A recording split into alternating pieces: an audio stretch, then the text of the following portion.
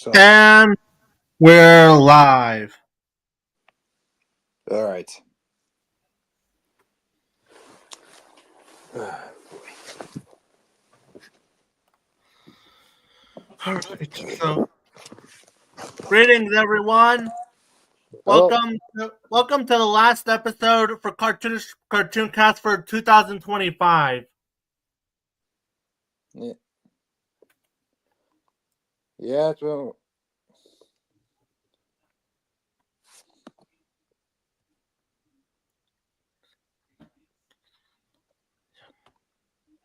shit. I'm sorry for the awkward silence.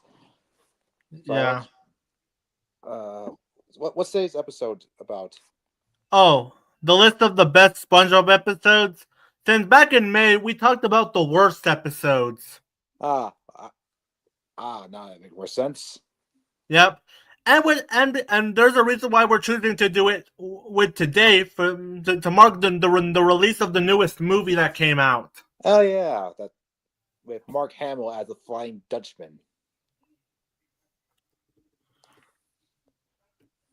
Yeah, I heard that new movie was getting a good reception. Yeah, better than Avatar 3. That's Never thought we'd see the day a SpongeBob movie would be better than Avatar, but here we are. yeah, that's bizarre. Then again, Siskel and Ebert did praise Beavis and Butthead Do America.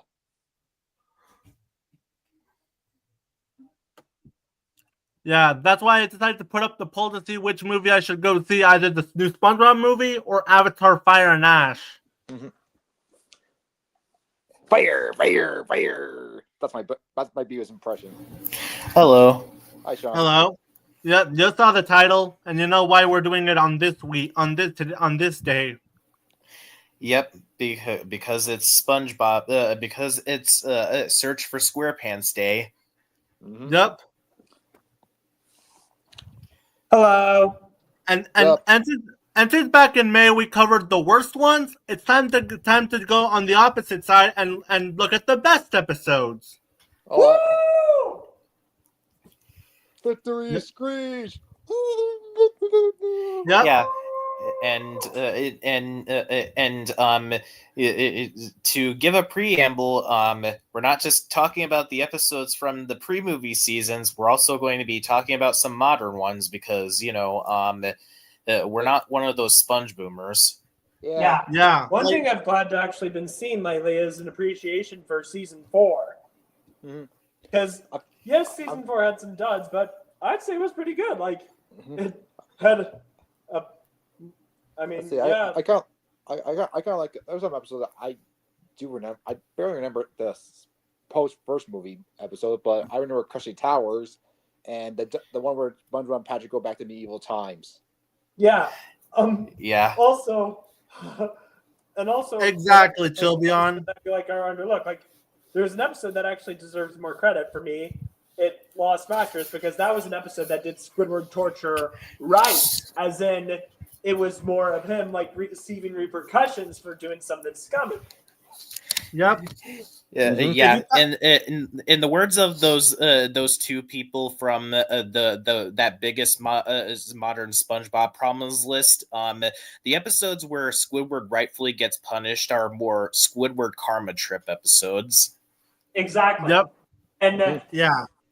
though there is debate of like if the Squidward torture really began, because there was this one pre-movie SpongeBob episode, Jellyfish Team, there's debate it could be qualified as that. I mean, because what did Squidward really do? All he did was just make fun of SpongeBob and Patrick. Nothing really warranting being trapped in a full body cast. Exactly. Yeah. Yep. Yeah. And apparently,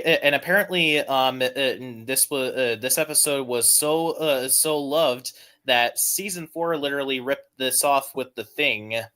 Yeah. Which also, yeah, that episode, like, because at least, like, so you will about like Good Neighbors, but at least he was able, like, talk or something. But here, like, he couldn't talk. Ugh. Yep. So yeah, if you thought this list was just going to be filled with only pre-movie episodes, you're wrong, because there are some post-movie episodes on the list as well. Mm-hmm. Yeah, and reminder, not every episode from the pre-movie seasons were good. The pre-movie seasons also had episodes like "I'm with Stupid" or "Dumped." Dumped is my least favorite pre-movie SpongeBob episode. That's the one where SpongeBob takes Pearl to the prom, right? No, Dumped is the one where Gary leaves SpongeBob for Patrick, and then Patrick was just being a jerk, and also that whole scene with him, like when it was revealed why Gary left SpongeBob, he left him for a cookie in Patrick's pocket. And let's not forget about the great snail race where SpongeBob pushes Gary too far. Yeah, that's pretty much animal abuse, and it's funny. I remember watching Steve's review of censored SpongeBob episodes, where you know how SpongeBob called Gary a lady, and Sandy's like, I don't know why, but I'm gonna kick SpongeBob's butt tomorrow. Yeah, thankfully she did what everyone felt like doing with SpongeBob at the end. Yep. And also on a different note, like another episode would be Party Pooper Pants. It would hardly air, but I mean, the only good segments were the patchy segments, but everything else. Yeah, that was so frustrating me as a kid. Like, come on, they couldn't let SpongeBob in his own house. Yeah. Also, so it was another example of like, I mean, of course SpongeBob was being a jerk, but getting arrested for not inviting the cops. It's everyone Bikini Bomb from Florida. Yep. And for the record, we will include at least one movie on the list. Yes, we are going there. Yeah. So with all that said, time to get the list started with some honorable mentions. And there were quite a handful to work from. And there were a few more that were considered for the list, but here are the ones that come to mind. My honorable mentions are Doodle Dimension, Two Thumbs Down, Pull Up a Barrel, License to Milkshake, No Hat for Pat, Fear of a Krabby Patty, Clams, Plankton, Krusty Love, Karen's Baby, Employee of the Month, The Paper, The Algae's Always Greener, Nasty Patty, Wet Painters, The Camping Episode, Perfect Chemistry, Bulletin Board, Goodbye Krabby Patty, Feral Friends, The Inside Job, Rock Bottom, Dying for Pie, Graveyard Shift, and of course, Dunces and Dragons, as well as Plankton's Army, and Mermaid Man and Barnacle Boy 5, and of course, the last one is SpongeBob in Random Land. Oh yeah, that one. Yeah. Here's a fun fact about Fear of a Krabby Patty. The reason why that episode looks as different as it was is because it was storyboarded by C.H. Greenblatt, who would, of course, go on to create the peak fiction that is known as Chowder. Yeah. You're bad! You're bad! You're bad! I'm just looking for the bathroom. You're bad for that too! I'm bad for the bathroom? Every bathroom. No! Yep. All right. With that out of the way, let's get started with number 30. Kicking off at number 30 is the only season 7 episode on my list, and that is Earworm. Oh, that's season 7 was a very rough season in particular. Yeah. One course meal. What else? Other meal episodes? I mean, I know there were other bad episodes. But... There's also a pal for Gary, Yours, Mine, and Mine, Summer Job, that sinking feeling. The list could go on. Yeah. But thankfully, as well as episodes like Enchanted Tiki Dreams, and of course, The Bad Guy Clever Villains, Earworm is definitely season 7 to me, my favorite one, solely based on how creative this episode gets. As this episode is about SpongeBob getting an infectious song stuck in his head. We all been there before. Yep, and it's portrayed creatively and humorously with how SpongeBob acts out as he sings that song, much to the annoyance of everyone. And here's another amazing fact as well. This episode is also paired with the abrasive side. Oh yeah, that's the one where it's actually pretty good. Honestly, I think abrasive side is better than any of the Venom movies. Yep. And of course, this episode definitely has some tell me that song doesn't get stuck in your head. Do do do do do do do do do do musical doodle. Yeah, it's infection. I don't think so. Yeah, and it's actually an earworm that I wouldn't mind having in my head, because there's some songs I would like. I don't want that stuck in my head. It's just as infectiously catchy as "Summertime." Summertime. Yep. And once SpongeBob really goes insane, we have, of course, SpongeBob's friends to try to help him get that earworm out of him. They try Sandy's musical song. Of course, they have Mr. Krabs' little shanty. But what finally gets rid of the earworm is Squidward's awful clarinet playing. Where was this support for Sandy in rodeo days? Yeah, that's. I mean, there were other episodes that brought into the question, like Cereal and the Bikini Bottomites, but I give them credit, when they were up in Sandy's search for SpongeBob and with Squidward and the Banshee. Yep, and of course, because an earworm never goes away, it of course finds the new victim, and the new victim is Squidward. Go figure. Yep, and this is definitely, to me, my favorite one in season 7. Hence, it deserves to be at the start of the list. All right, coming in the 29th spot is a season 4 episode on my list. Oh boy! And starting one up is, of course, Krusty Towers. That's a good one. This one is a classic. Yeah, this one's good. I like how. Let me tell you. And I've been seeing a meme with that thing. I've been seeing people apply it. I mean, myself included, with Max going back to HBO Max. This room is exactly the same as when we started. Yep. Honestly, I think this is good. Squidward. Let me tell you, this was originally a season 3 episode, and you can definitely tell. Although I heard rumors that this was intentionally was going to be in season 3, but I honestly don't blame people for thinking that because of how hilarious that this one was. Yeah. Of course, that's a good thing. Another thing with why I felt season 4 was pretty good was because a lot of the episodes were actually planned for season 3, but then they ran out of slots. Yep. And of course, this episode is about Mr. Krabs starting, of course, a hotel with, of course, everyone's favorite little motto: "We shall never deny a guest, even the most ridiculous quest."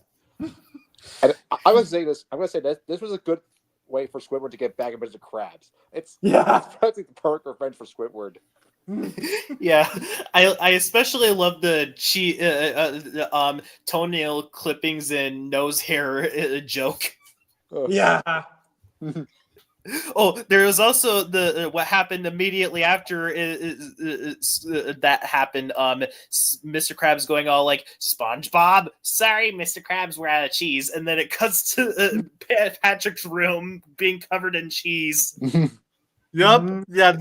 Like this is how you torture a character. This is how one of the few how to torture Squidward right, because spoiler, Squidward does get tortured in the first half, but once Squidward quits and becomes part and ends up turning the tables on Krabs, every bit of it is comic gold. Yes. And yes, Mr. Krabs absolutely deserve it. Yep.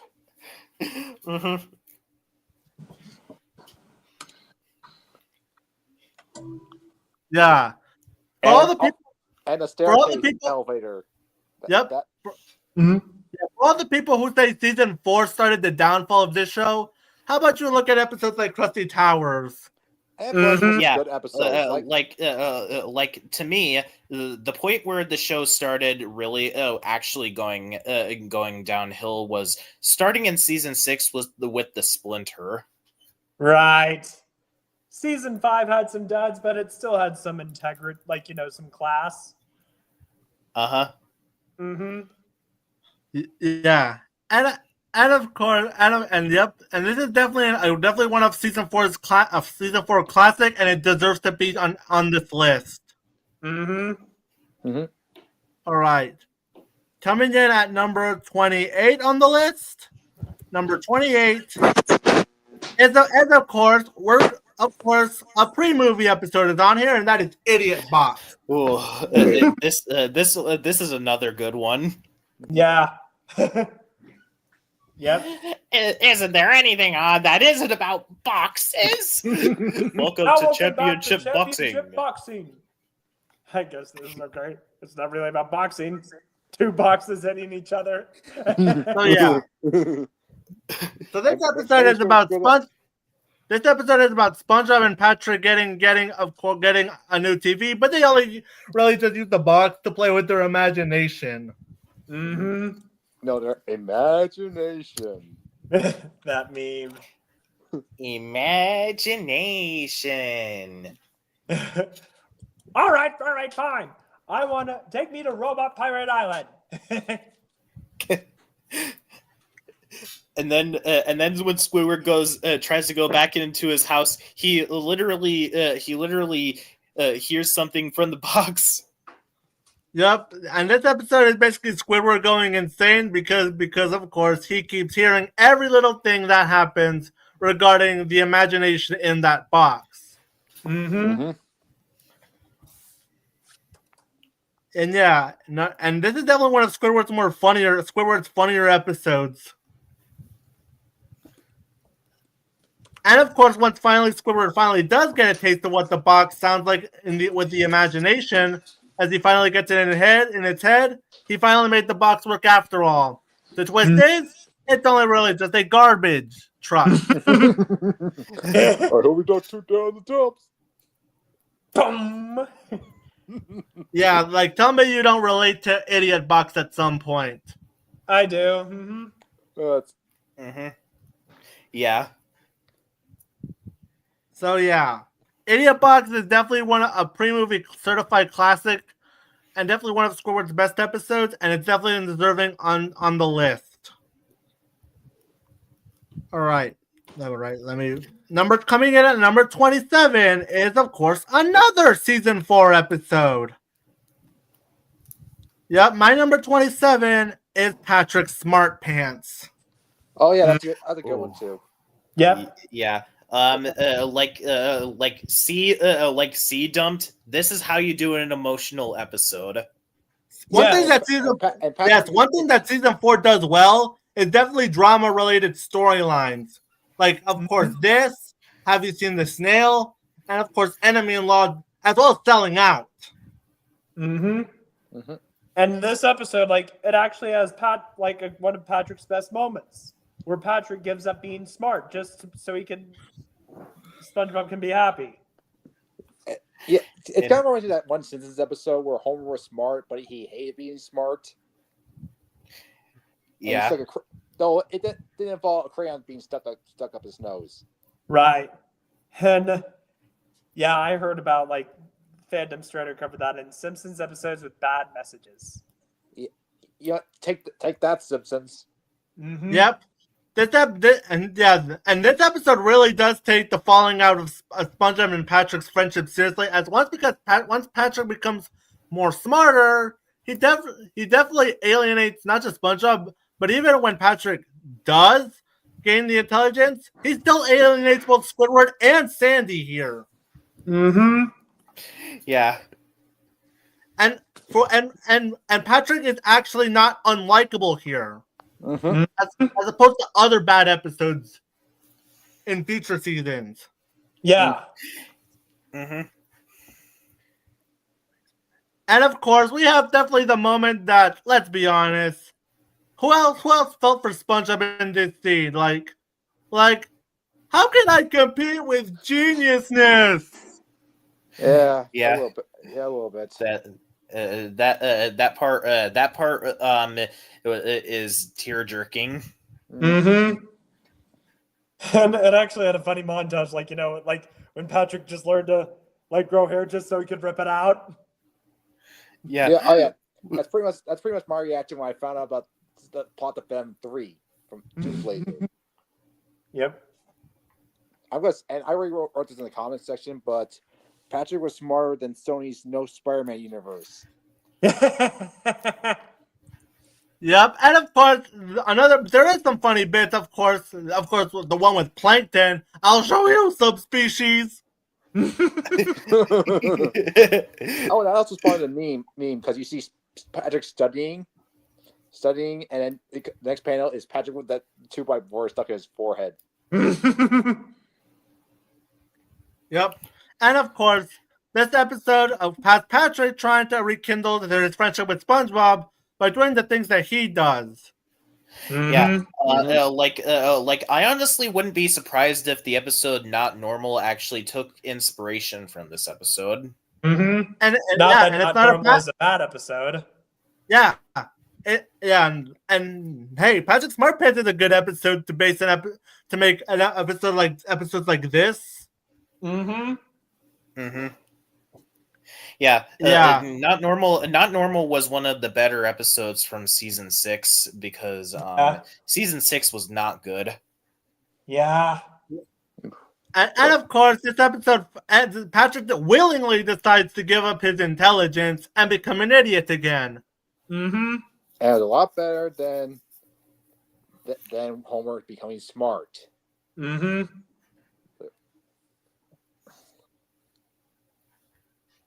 And yeah. By the way, I'm excited for Luke Vaughn's season 11 video. Same. Like one thing I like about his videos is that he doesn't always align with the popular opinion like everyone else. Mm-hmm. Also, is it me or that guy or TMNT that TMNT guy profile pic looks like Tom? That's Kenny the cat from the episode the same name. I haven't watched much SpongeBob lately. Patrick SmartPants is a great season 4 episode, and it deserves to be here. Mm-hmm. Coming at number 26 is an episode from season 5. And that, of course, is Spy Buddies. Season 5 did have some bad episodes. But I actually like this season also had its good moments.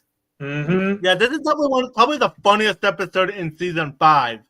Like, this episode is basically one huge parody of not just James Bond, but spy movies in general.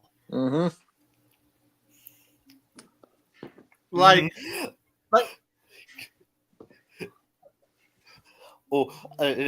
I like the part where SpongeBob and Patrick unintentionally caught Plankton on fire, and then as soon as Plankton goes and drenches himself off in a cup, SpongeBob and Patrick set him on fire again. It reminds me of that American Dad segment where Roger was on fire and Stan he kept going back on fire every time he's put out. Yep, and of course, there's the James Bond reference. Mm-hmm. Yeah, where Patrick looks at SpongeBob through a straw. Yeah, and of course, I like that title card music is just like I wish they used that one more. The name is Bob, SpongeBob. Mm-hmm. and yep, it's basically like SpongeBob and Patrick are terrible spies, and yet they do it. Yet it's so funny. Yeah. Mm-hmm. A lot of people say that season 5 was bad. I contrare because there were some good episodes in season 5, like Crabs a la Mode, Roller Cowards, Mermaid Man versus SpongeBob. I could go on. Yep, and of course, and I love how you actually use Patrick Laserpants in this episode. And yeah, they know how to do. And this episode knew how to do butt jokes appropriately. Unlike a certain other show Nickelodeon does, because that show was nothing filled with butt humor. Like, another joke that I really do love. Another joke that I do love from this episode was when Plankton played like this elevator music to make the people in the Krusty Krab leave, and one of the fish goes all like, "Man, I hated the original version of this song." And of course, we have the twist ending, where it's all revealed that this was all Mr. Krabs and Plankton doing a bet. Of course. And you can surely bet. And of course, this episode basically pokes fun at the whole at what most spy movies usually do. Yeah.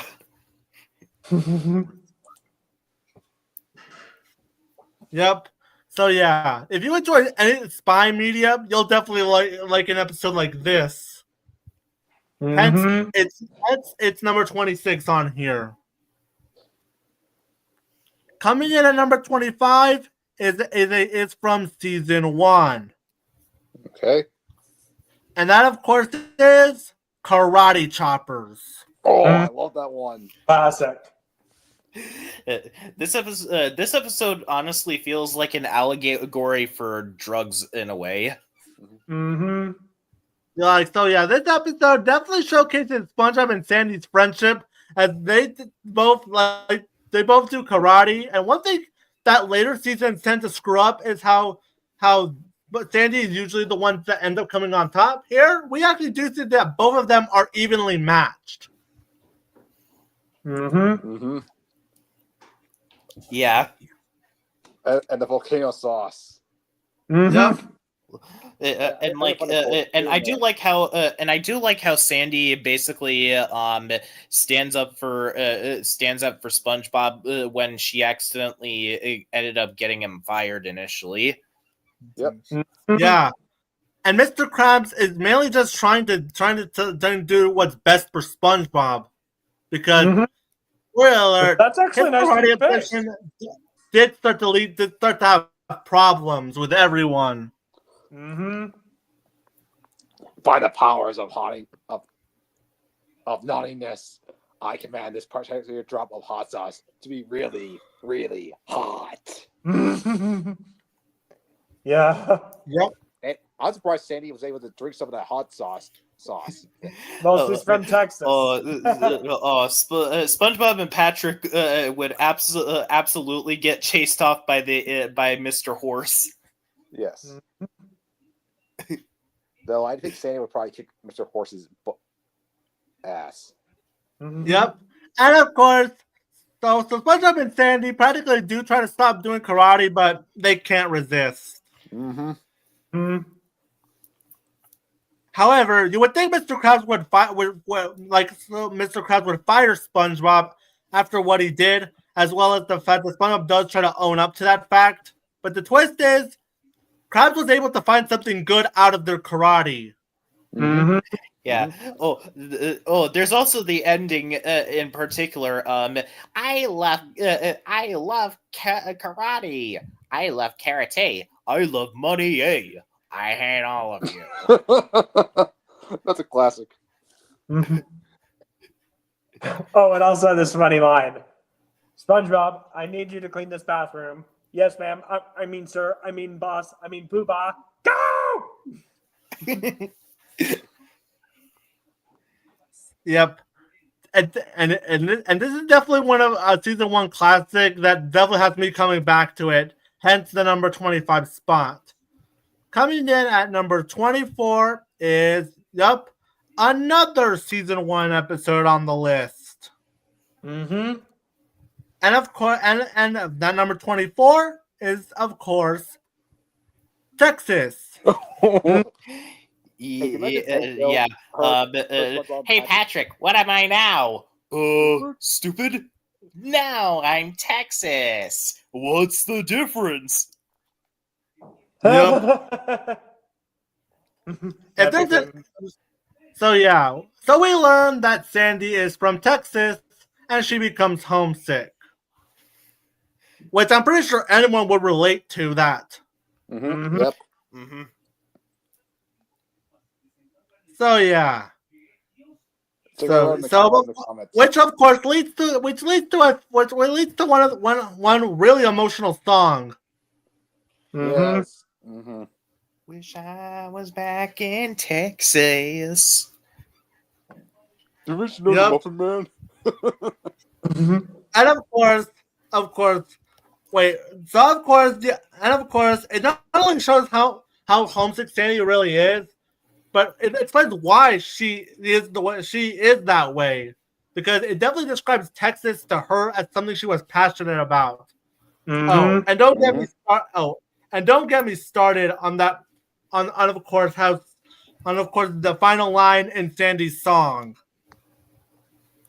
Which, fun fact, if you want to know who did that last part of that episode, I'm trying to look it up. Trying to look up who did the last part of the Texas song. I'm looking this up right now. Check what I wrote in the comment. What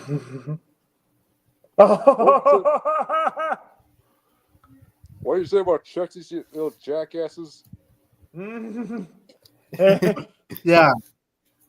I'm now thinking of like when someone did that edit of like Hank chasing Dale with Grat's skirt chase music over it. Which works very well.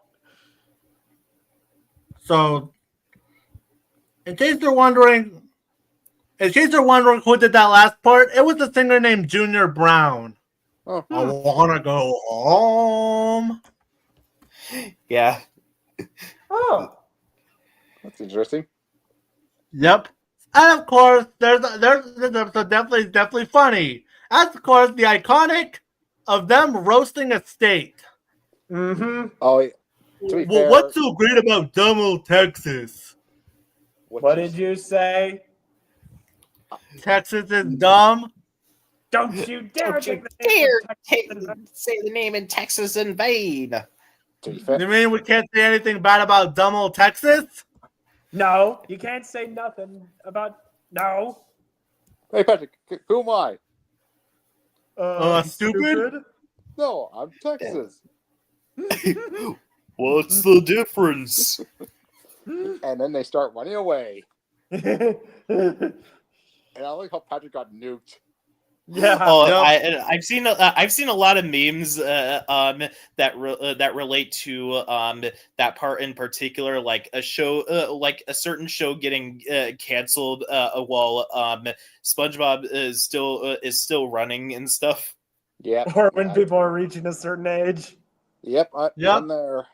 Yeah, like Sandy is usually not the kind of person who gets violent, but if you say anything bad about Texas, boom, that flies out the window. And she's brutal here. Or when you mess with SpongeBob in particular, because Sandy did that to Mr. Krabs in an episode. Yep, in the episode shopping list. So, and of course, them insulting Texas was more as to lure Sandy into the Krusty Krab.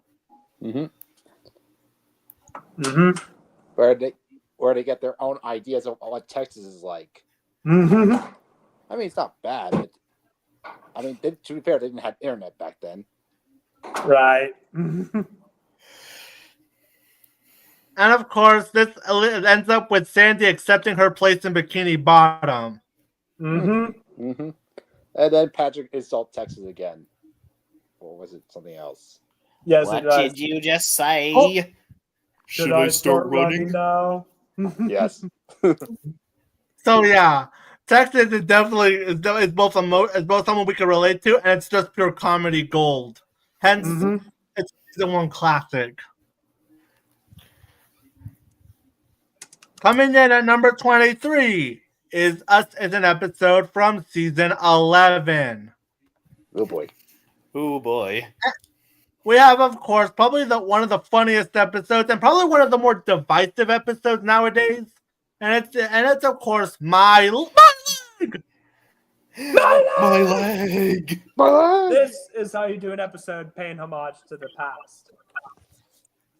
Like, I haven't kept up with SpongeBob, but like I heard how they did this whole thing of making Nosferatu into a main Count Orlok into a main character. It worked in that one gag. Like that would be like if with Courage the Cowardly Dog, King Ghidorah made a cameo, as if they made King Ghidorah a main character. I mean, yep. I mean, they did bring Nosferatu back in the Night Patty, and it worked there. It worked there, but like there was this episode where I'm like, Yep. Oh yeah, this is how you pay tribute to an old gag. Mm-hmm. And this episode, and it definitely finds various ways to get humor out of Fred getting his leg injured. Mm-hmm. As well as SpongeBob and Patrick trying to stop it from happening. Yeah, and each one, it gets funnier with each variation on the gag. Mm-hmm. Yeah. Like just characters saying that saying my leg is enough for this giant this hospital the hospital an ambulance to come in and basically take them away. and of course this episode helps and of course it's because of course Fred is in love. Mm-hmm. Yeah, his leg is in love. Yep. And of course the lady in question is pretty tough.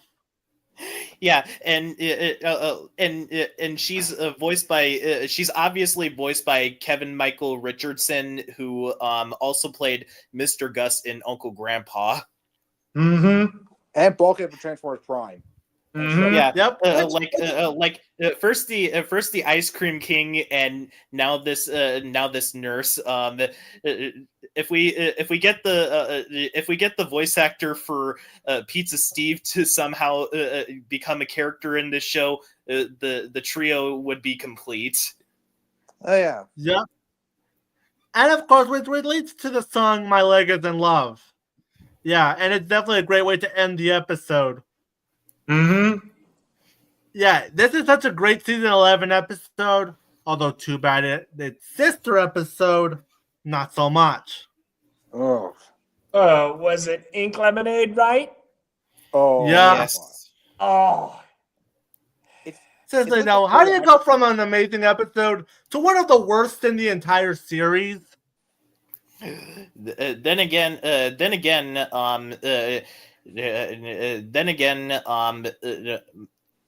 in season in season a lot of episodes in the show have been followed up. A lot of good episodes in the show have been followed up with bad episodes. Like for instance, one of my favorite episodes from season 13 is Captain Pipsqueak, and the episode that followed it up was Plain to See, which is one of the post sequel season's worst episodes, in my opinion.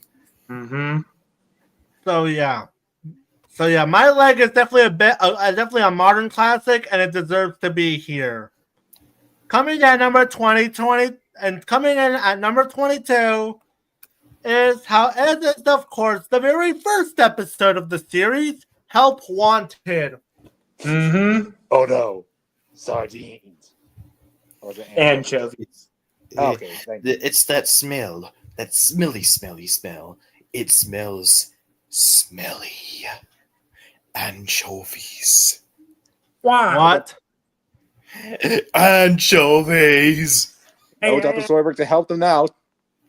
Yep. Okay, the very first episode of the series, and definitely put SpongeBob on the map. Yep. Mm-hmm. Yeah. Fun fact: this episode was actually produced in 1997, right after Rocko's Modern Life ended. Yeah, of course, Stephen a lot Hillenburg, of work on Rocko's Modern Life was involved with SpongeBob. Yeah, Stephen Hillenburg originally worked on Rocko's Modern Life before going on to make SpongeBob.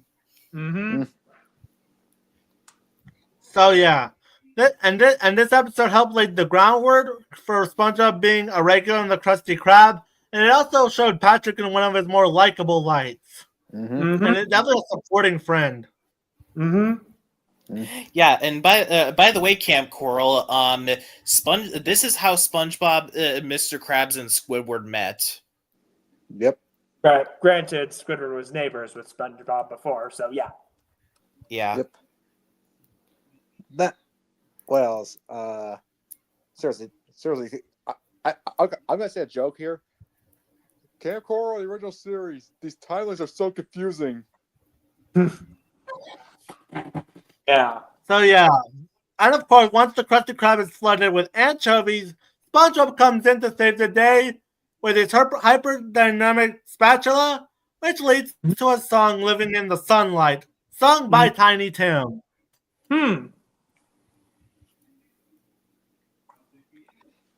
So and after this, SpongeBob was basically a mainstay. I mean, the first episode just had to be here. Totally based on that. Here's another fun fact. Nickelodeon was initially not really pushing SpongeBob all that much. Like, the show that they were expecting to be the big hit was Cat Dog, but this show ended up being the bigger hit. Crazy. And it's still running to this very day.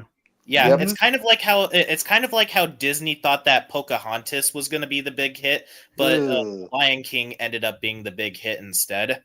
Definitely for the better, because given real life context with Pocahontas, when you mess up bastardize real life history, and not like those kinds like where it's just having real life historical figures, but doing something fictional with it, like the Legend of Calamity Jane.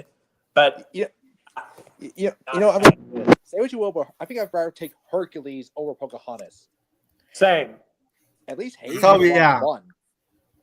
So yeah. Regardless of if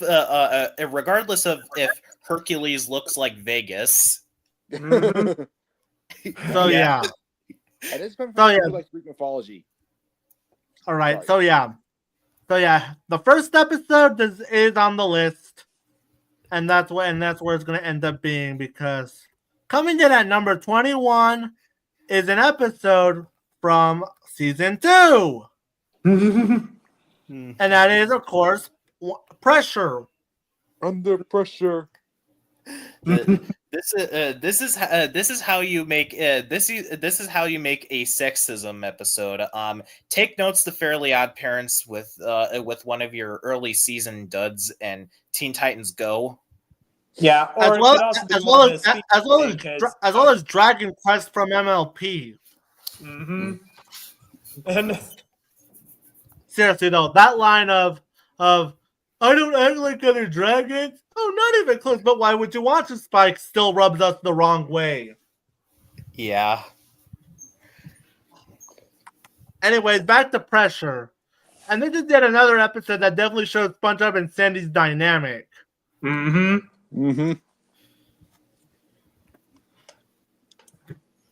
when they get competitive, they really do get competitive to see which is better, land or sea. Yep.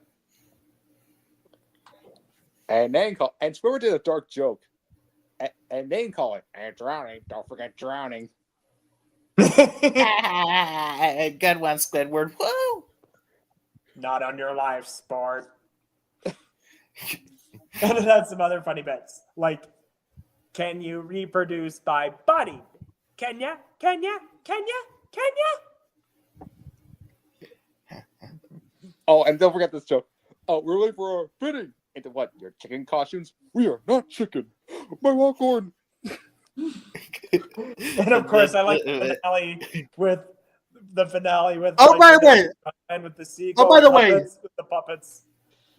Yeah. Oh, by the way, that part. Yeah. Take notes. Take that, Bubble Troubles. This is how you do Sandy nearly drowning right. Mm-hmm. Want to know why this episode does works and why that episode doesn't?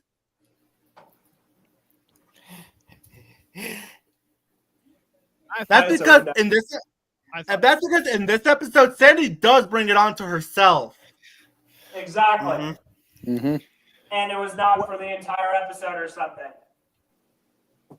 And plus we can at least laugh at her misfortune, whereas in Bubble Troubles, basically spends the time basically torturing her for something that wasn't even her fault. Right. Yeah. Oh, by the way, since Shadow Gamer brought this up, I'm going to say this right now. Sandy's a girl. And of course, once SpongeBob, Squidward, and Patrick and Mr. Krabs end up in the land, they start to enjoy it. And of course, because they're almost about to get eaten by a bunch of gulfs, of course, Sandy does save them. Mine.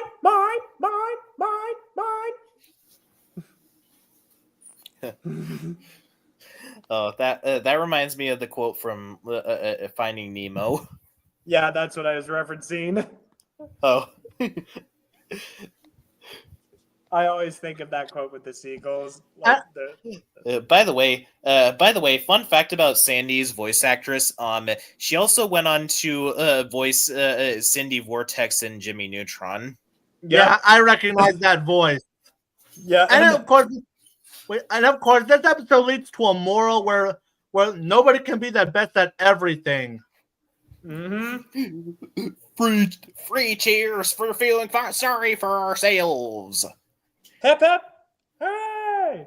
Hip hip, hooray! Hip hip, hooray! Hooray! Just seagulls. Boo! You stink. Yep.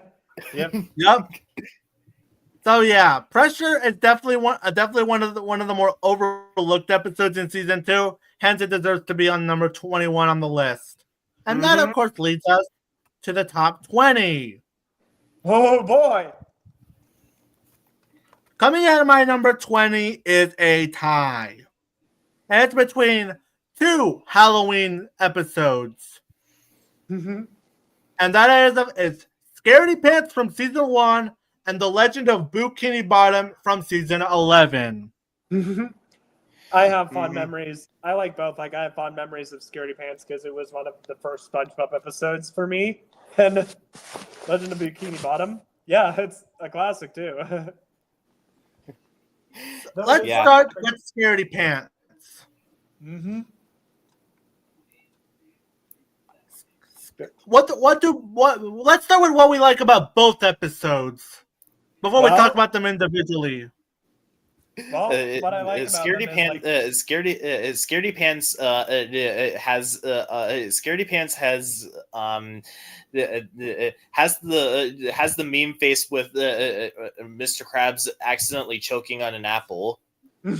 Right, and what I like about both those episodes is the Halloween aesthetic in the Bikini Bottom.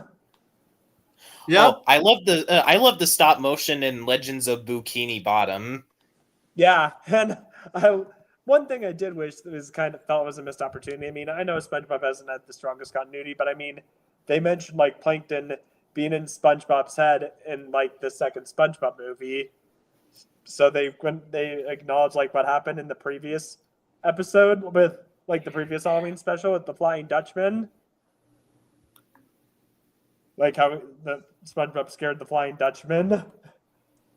Yep, and of course, these two definitely have the best appearances from the Flying Dutchman himself. Mm-hmm. Yeah. Honestly, for a while, it's been a long time since, before Legends of Bikini Bottom. It's been a very long time since we ever seen the Flying Dutchman appear anywhere. Mm-hmm. Really, right. Really from one of the only times he appeared before Legends of Bikini Bottom was in, I guess, Shanghai. It was Ghost Host and The Curse of Bikini Bottom. Oh, and also Money Talks. Right. And there was also Ghoul Fools.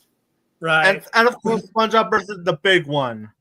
Mm-hmm. But what? Which, the SpongeBob versus the big one's credit, that joke with Davy Jones' locker was worth the price of admission alone. What? 2 sock?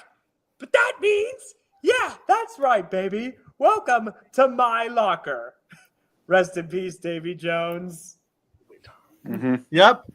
And of course, and let's start with what's scared. But both episodes are about and in Scaredy Pants, it's about SpongeBob trying to scare everyone to prove that he's not just a wimp, because everyone loves to scare him. Mm-hmm. Mm-hmm. Yep. And of course, and that's not even getting to mention the fact that with how they introduced the Flying Dutchman, and how he gets scared. Mm-hmm. Yep. With that big twist. that how far Patrick had saved SpongeBob down. Yeah. Yep. My brain. Which leads to SpongeBob scaring everyone, which is both funny and Patrick. Yep, and they absolutely deserved it. Yep. Don't worry, it usually grows back.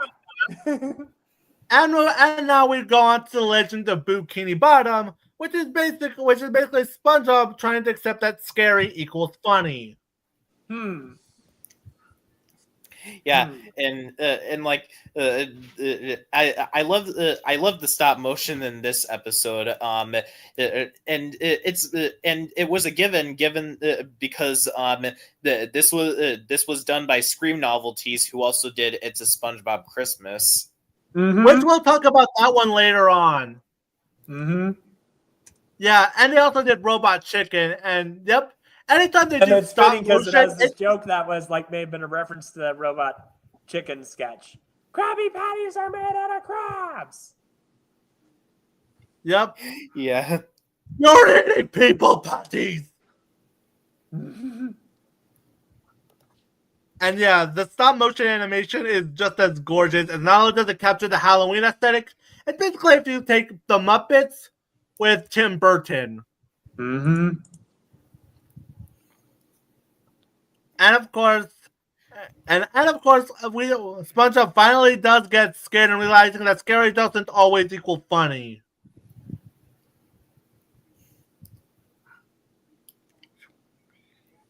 And yeah, if you want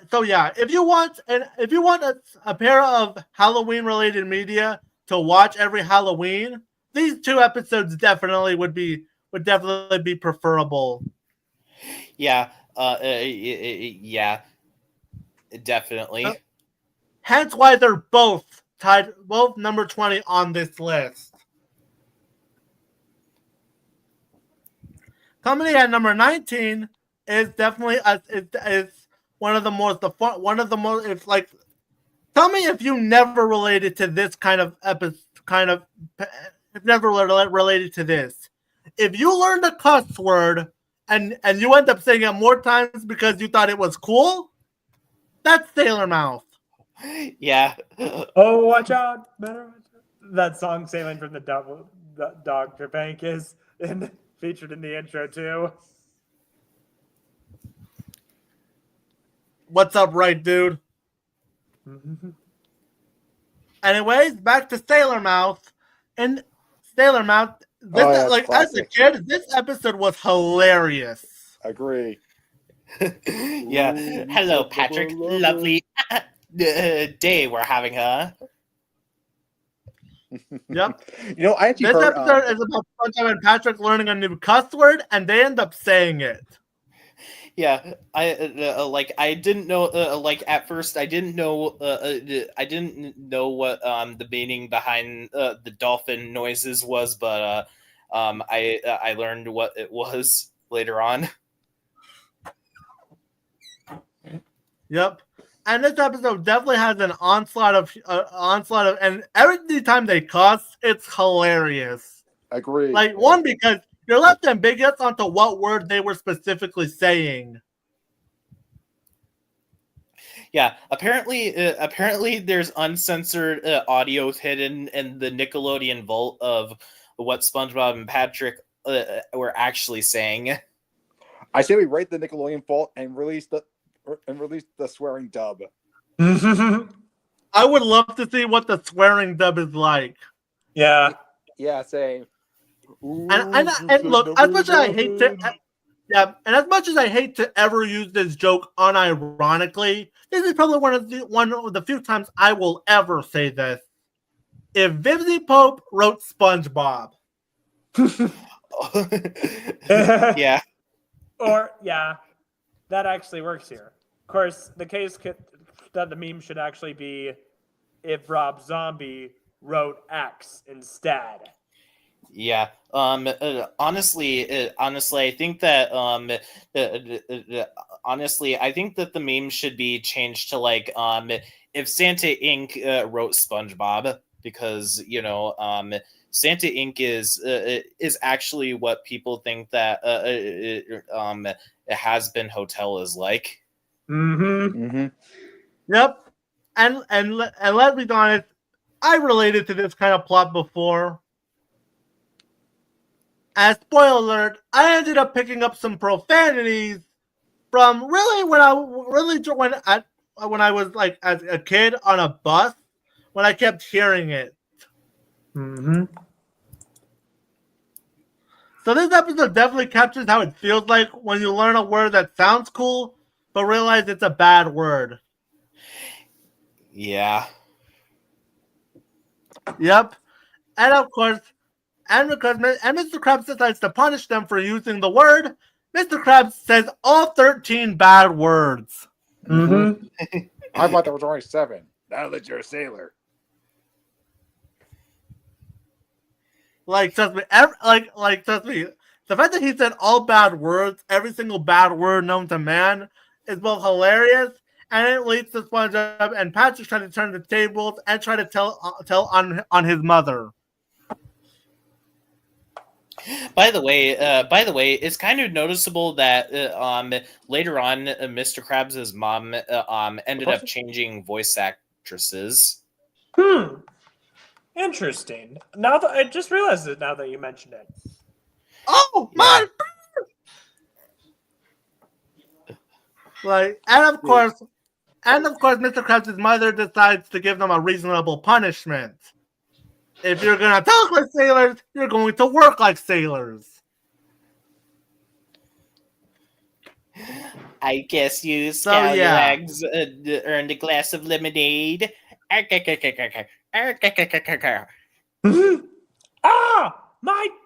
foot! Oh, my mother! What? It's just old man Jenkins. It's like old man Jenkins and it's jalopy. Good. Howdy, Mrs. K. Yep. Sailor Mouth is hilarious and relatable. Hence, it does, and this was always my favorite episode, even as a child, until, well, I re-examined the show years later, so there's that. Coming at my number 18 is the debut of Bubble Bath. Pickles. Oh yeah. Bubble Bass became a part of the show's regular cast in season 11. Yep.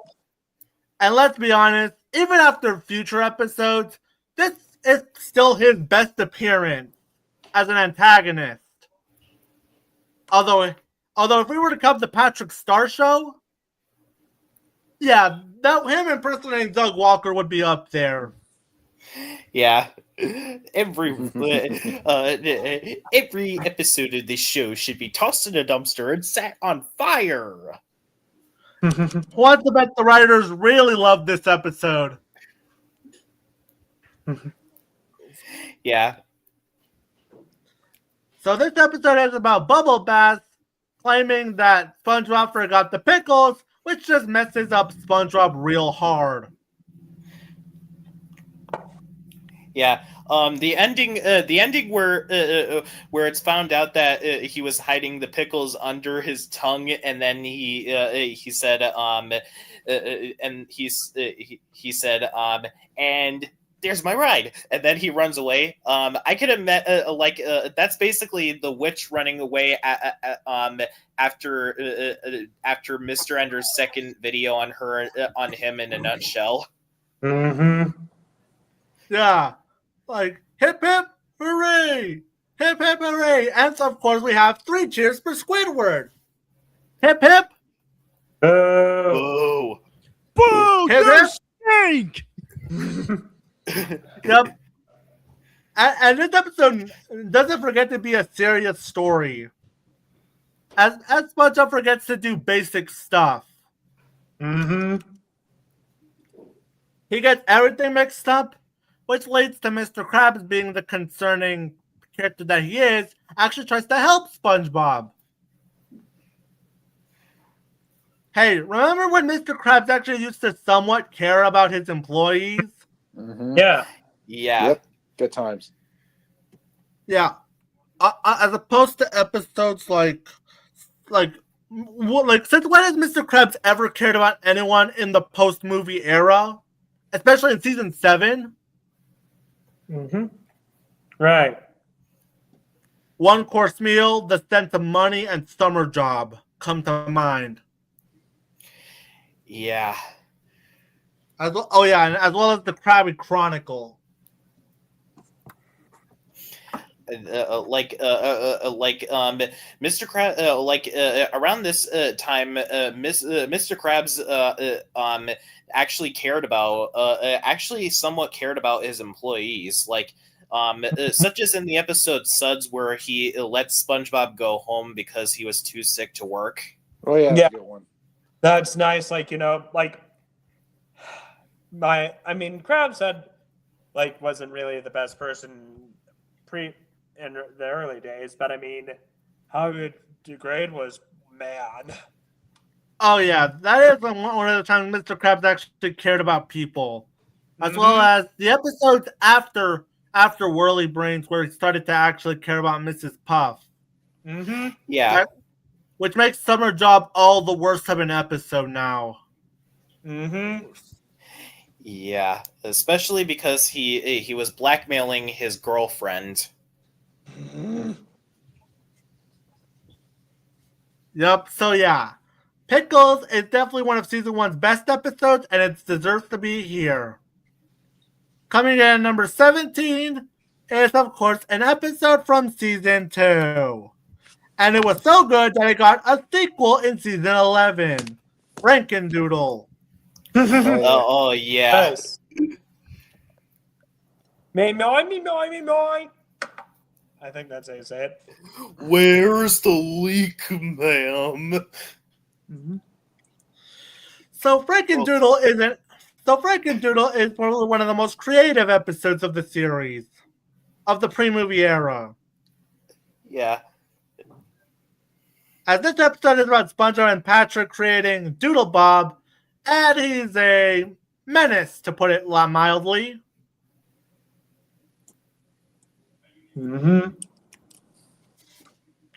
So yeah, and Doodle Bob causes a lot of problems.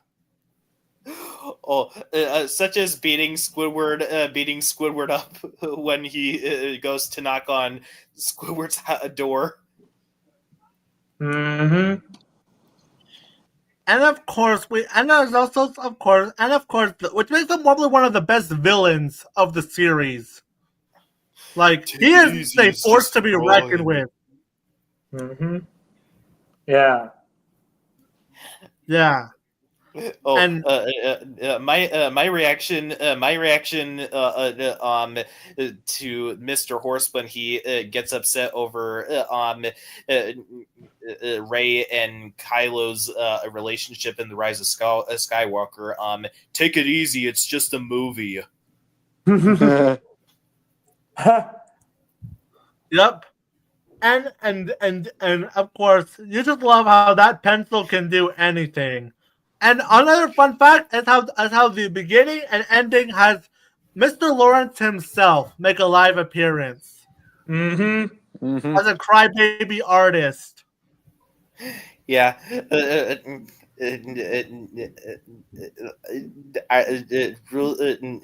rules of the artist of the sea: always bring a spare pencil. That guy's a more tragic figure than the ice cream guy from Lilo and Stitch and the character merchant. Yeah. Another rule of the sea: always bring a pencil sharpener. No.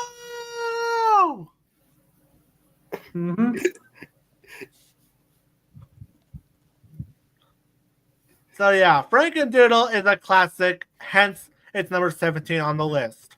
Coming at my number 16 is an episode from season 8.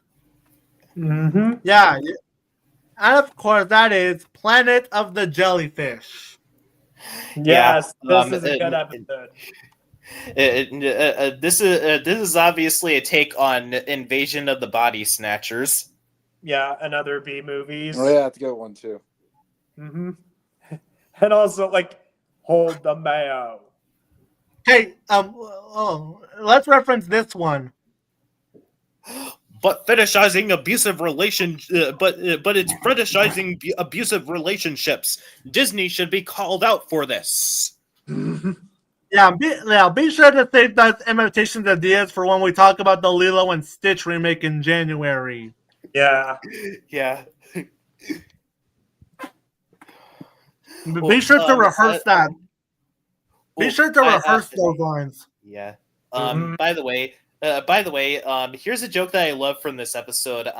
Hey, I am SpongeBob. I hate mayonnaise. I hate mayonnaise and mustard. And then SpongeBob and Sandy walk away, and then the fish person said, "I like mustard." Yeah. Oh, yeah. I remember that quote. I remember that quote from Frankendoodle, Shadow Gamer. Finland. This is a good one. Yep. This episode is definitely a take on Invasion of the Body Snatchers because not only does it get pretty fucking creative for a season 8 episode, but it's definitely one of the more for season 8. This is definitely one of their best episodes.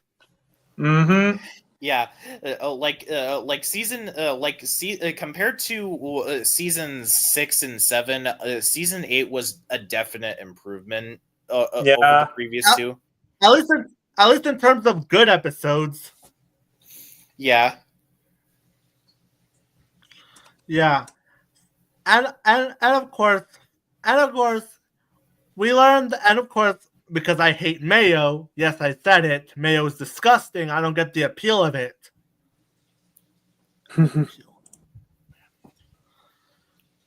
Yeah. It's definitely a season 8 episode that's actually creepy, but actually works to its advantage. Unlike other episodes that are unintentionally creepy. Yeah, there's also there's Boating Buddies, which basically has SpongeBob's stalking Squidward, including making that creepy face. And there's also Squid's Visit, which was not even intended to be creepy. Right. Yep. So yeah, Planet of the Jellyfish is definitely a great horror-themed episode, and it deserves to be number 16 on the list. Coming in. Yeah, it's a shame that this episode was paired with Are You Happy Now? And Are You Happy Now was basically the first episode in this pairing. Yep. I can't believe we're now in the top 15. We're halfway there. Oh, living on a prayer. I'm already halfway there. Halfway there. Halfway there. So coming in at number 15 is another season 11 episode, Karen's Virus. Oh yeah.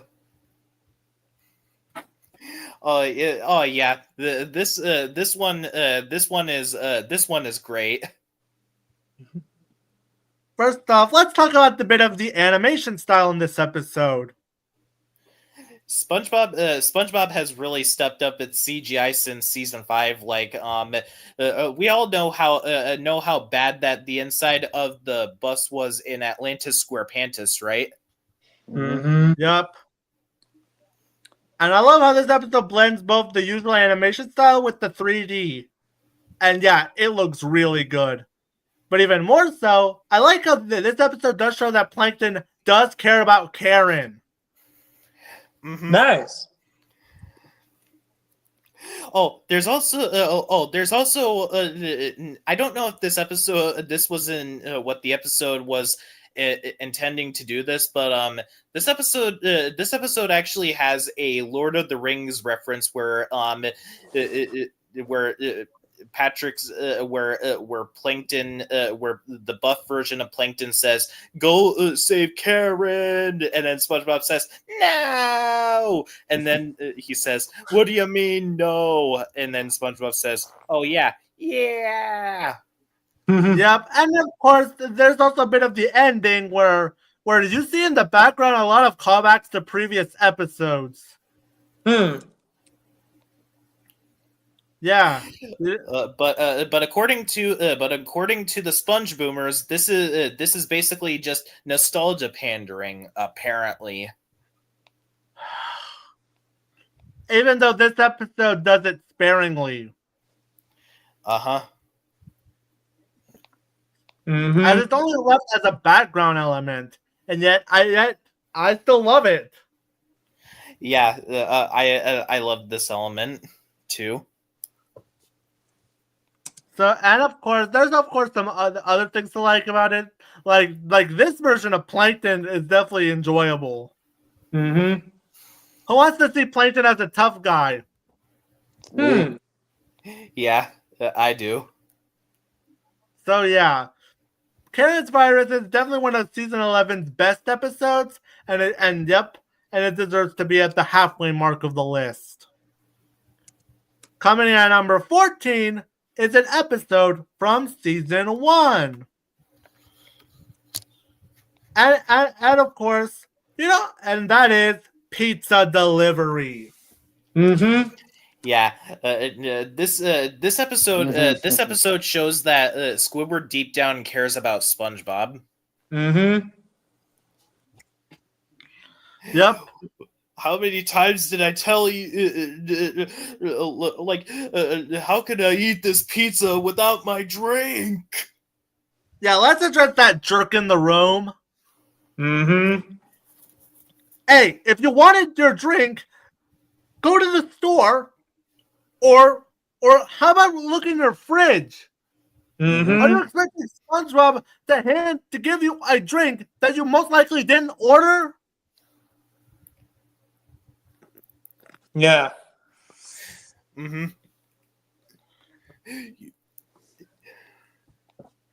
Yeah, and of course, SpongeBob literally went all the way from the Krusty Krab all the way to here just to get you your pizza. Only for you to disrespect SpongeBob and yell at him over it. Exactly. You slam it in his face, which leads to SpongeBob crying. Mm-hmm. Which gives the Squidward one of Squidward's best moments. Mm-hmm. Well, this one's on the house. Mm-hmm. And yeah, that jerk absolutely deserved to have that pizza in his face. Did he deserve to have that pizza in his face? Yeah, he definitely deserved it. Yeah. Definitely one of those episodes where Squidward does care about SpongeBob.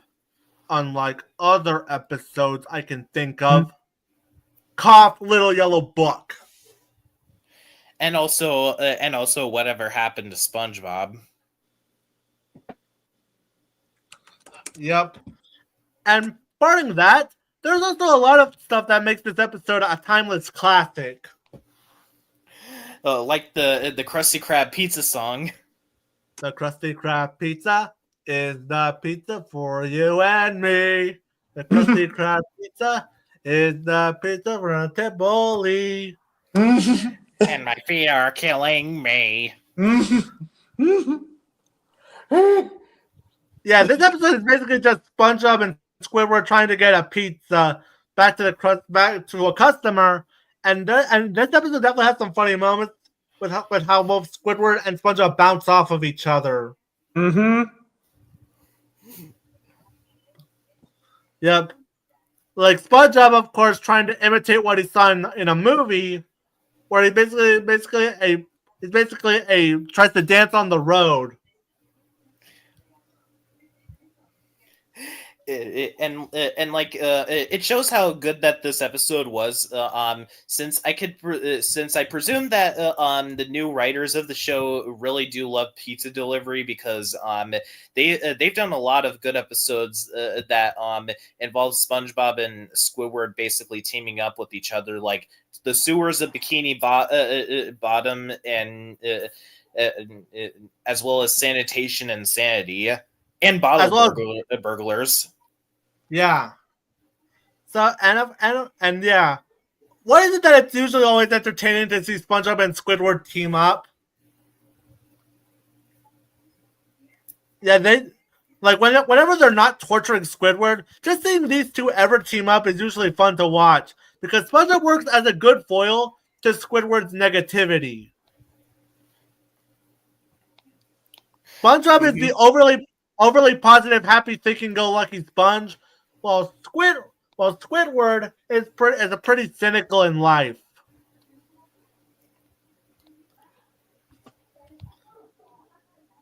Yeah, which actually shows that's a good metaphor for SpongeBob's audience.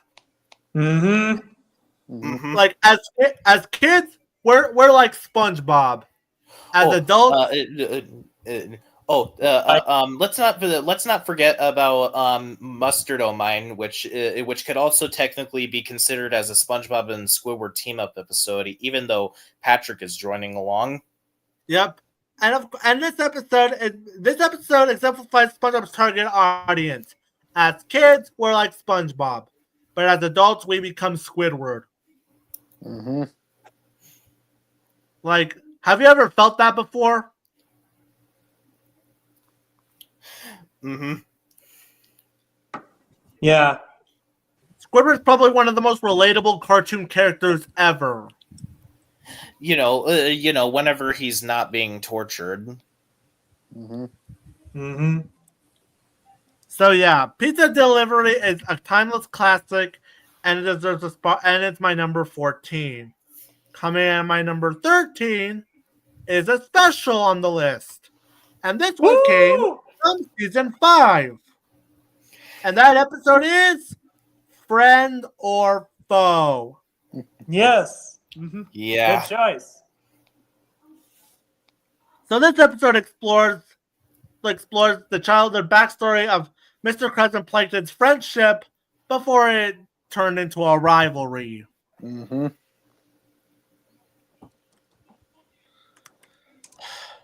And this episode really does show that Plankton and Mr. Krabs were friends.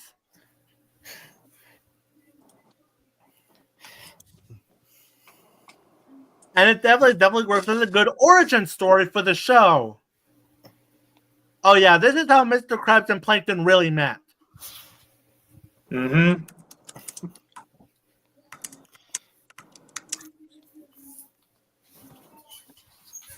And this episode and not only do I love it definitely shows their strong dynamic, as they both want is to make a restaurant that can outrun the Stinky's restaurant. Mm-hmm. Yeah, and apparently Stinky's restaurant actually got shut down because of health code violations. Mm-hmm. Yep. And of course, and not only does it show how well their dynamic is, but in several ways, it definitely seeing Mr. Krabs and Plankton's childhood be revealed, it's definitely heartwarming. And by the episode's end, you realize, damn, their falling out was something. Though it's kind of sad that this, along with Best Frenemies, is probably the best that we're ever going to see from these Mr. Krabs and Plankton bonding episodes, considering Newly from season 4 and as well as the other Patty from season 8 and Plankton Retires from season 10. Right. As well as there was, of course, the Krusty Bucket in terms of these two teaming up. Right. Yeah. That was a good episode. One thing I liked about this episode was he actually saw more layers to Mr. Krabs than just liking money. Like he actually and we actually get to see an origin why he's so money obsessed. And actually, he had more layers to him. When they accidentally poisoned Old Man Jenkins, gosh, this guy must be really old. Now that you think about it, but anyway, he showed remorse because he was like family to me. Although we do then see Old Man Jenkins reappear, so he didn't actually die. Right. Yeah. Mm-hmm. And of course, basically, Old Man Jenkins is probably the last straw they had in their friendship as they end up fighting over the recipe. Mm-hmm. Yep. Although before that, we actually do get two perspectives of Plankton and Mr. Krabs' backstory as they try to make each other look bad. Mm-hmm. An example of the unreliable narrator.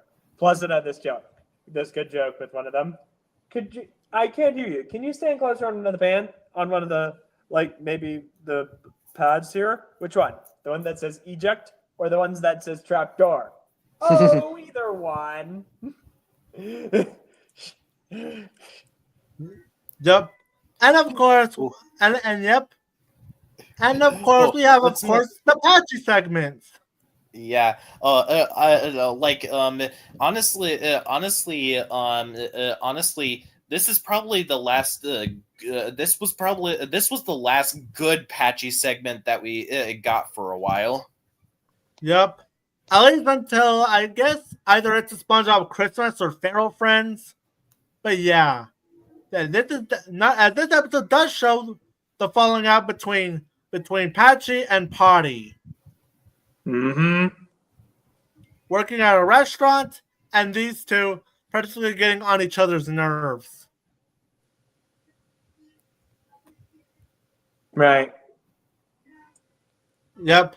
And not only does it help good as a good contrast to what Plankton and Mr. Krabs were like, but in a way, yeah, the both of them basically screw up in different ways. So yeah.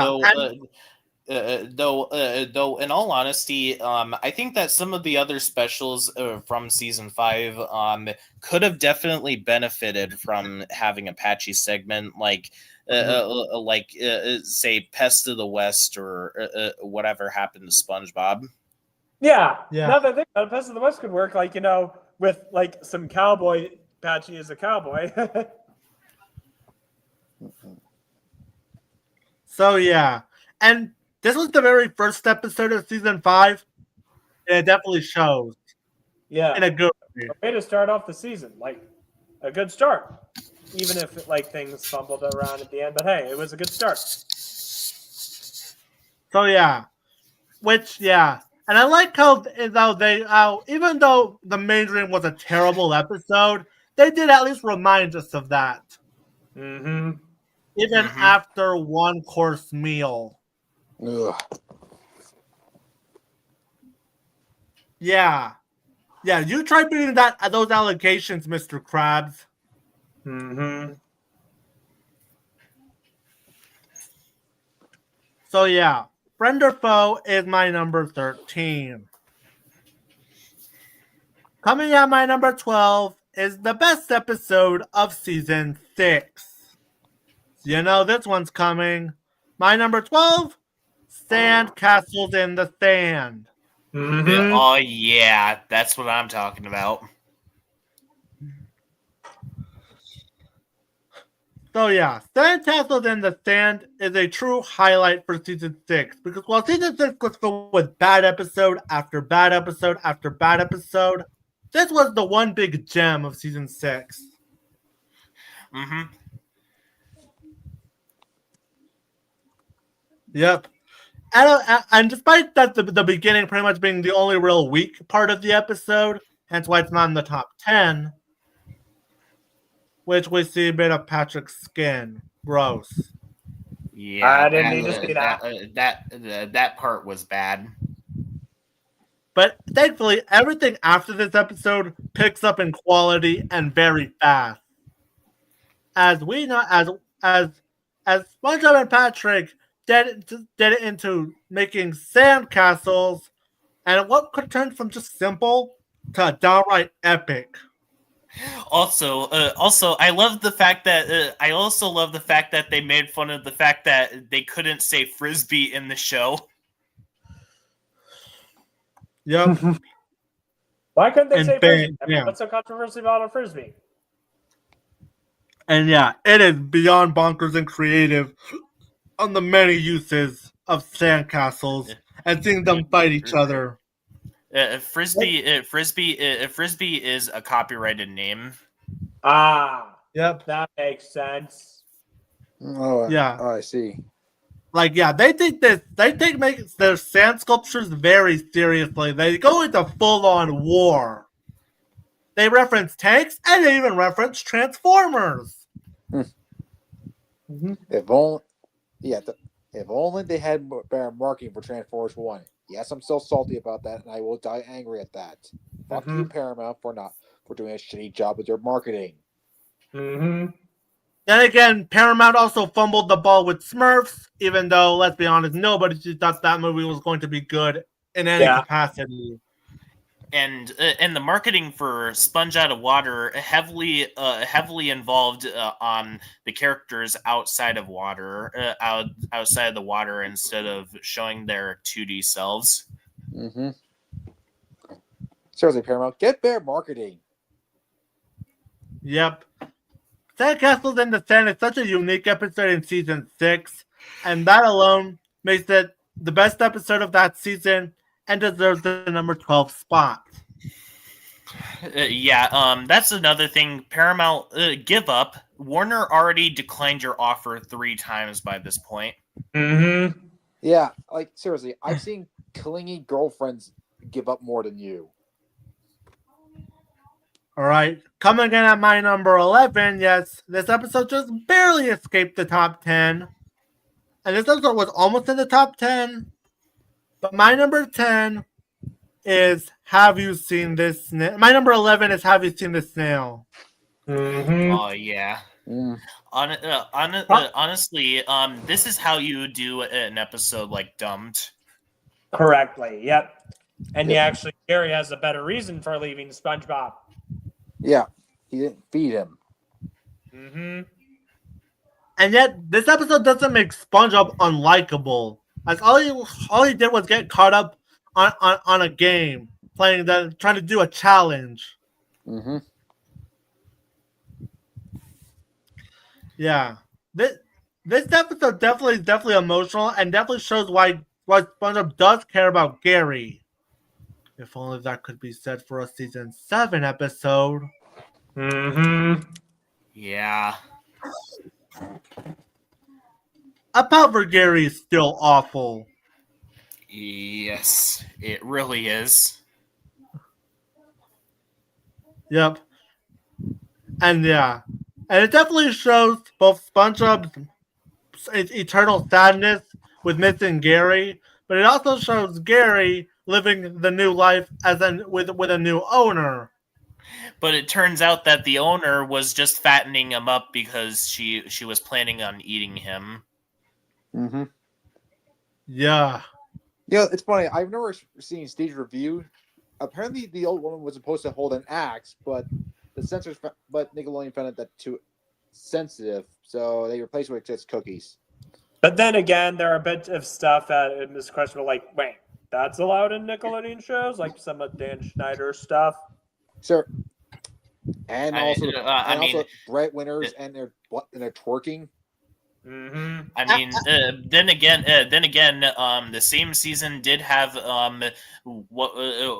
something that was close to a suicide joke. That being in Dunces and Dragons, where this guy says, "Someday, but not today." Mm-hmm. One of the only times they ever used suicide in a comedic way. Seriously. And also this joke with like in that one episode, Mermaid. Seriously. I wonder if a fall from a height like this could kill me. Seriously. I think the S&P group should probably look over what should have double standards up the ass. Mm-hmm. Anyway. So yeah, and of course we have one of the best SpongeBob songs, "Gary Come Home." That's a good one. Yeah. And there were times where I was, how in American Tail where Feifel encounters his nearest family is like, look to the left. That's why I'm like that with SpongeBob and Gary. He's like, look up, you're stupid sponge. Mm-hmm. Yep. And also, who is this Lisa person? I was just about to say that. Yeah. And Patrick finds Gary, and like Patrick, he just doesn't eat. He's dumb. You know how he is. I saw this awesome piece of driftwood. It was awesome. But Gary loved balsa wood. And SpongeBob doesn't entirely act like a crybaby, as he does try to find Gary. Mm-hmm. And which really shows that he messed up hard. Yes. Mm-hmm. Also, and this is one of the few times where SpongeBob crying is actually justified. Unlike in A Day Without Tears. Right. Also, it had an awesome meme. What are those Neanderthals up to? Don't they know I'm busy spoiling myself?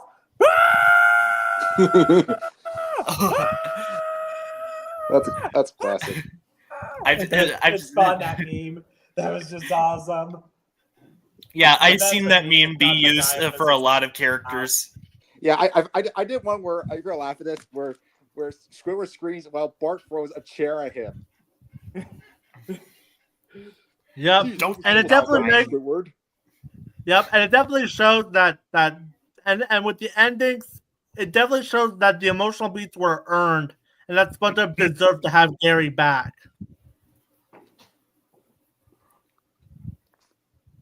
And yep, and this was an episode so good that this was almost in the top 10. And also, unlike Dumped, Patrick is not unlikable in this episode. Exactly.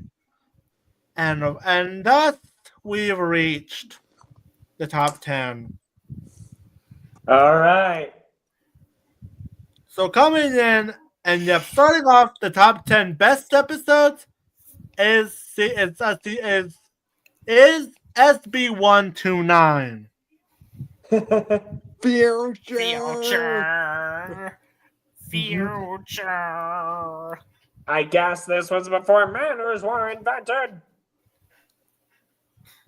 Yep. So, of all the episodes in season 1, this is definitely going to be a creative one in season 1 as Squidward, as usual, tries to get away from SpongeBob. He ends up going back in time. We're going back in time to the first Thanksgiving to get away from SpongeBob and Patrick. That's right. We're going back in time to the first Thanksgiving to get away from SpongeBob and Patrick. And of course, because Squidward ends up being stuck in the freezer for several years. And somehow no one noticed him. Mm-hmm. Basically. First time. Yep. And of course, when he's in the future, his reaction is priceless. Yep. Yeah.